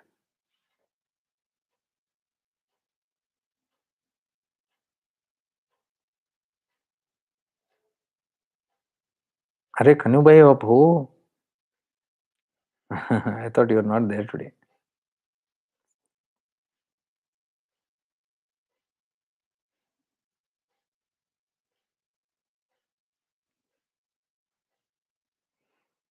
Okay, if you can quickly ask me what is that you did not get, I can quickly answer you, because I think others also are still online.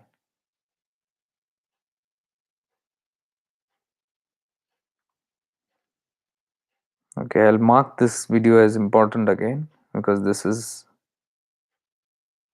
very important for those who are very serious. Crying part, I explained it in detail. I've explained it. I think you can just rewind it once more and you will get it, because it's a very crystal clear. I've answered it very crystal clear. It is. Probably you couldn't catch it because I went a little fast.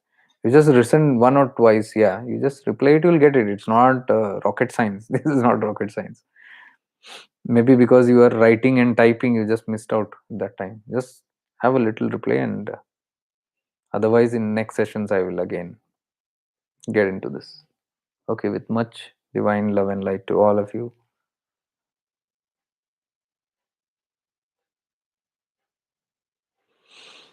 May we all be free. It's my only prayer. May we all be free. Shabnam, you're here. Good. From Singapore. Rekha ji, thank you for being here. Tina, you're still awake. Okay. Thank you. Thank you, Jayaji. Thank you, Prabhat.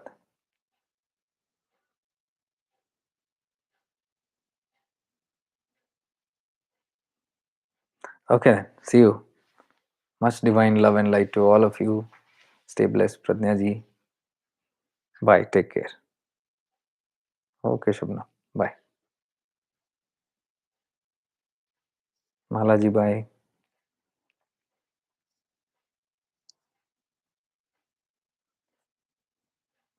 Chaitanyam speaks Chaitanyam. Bye.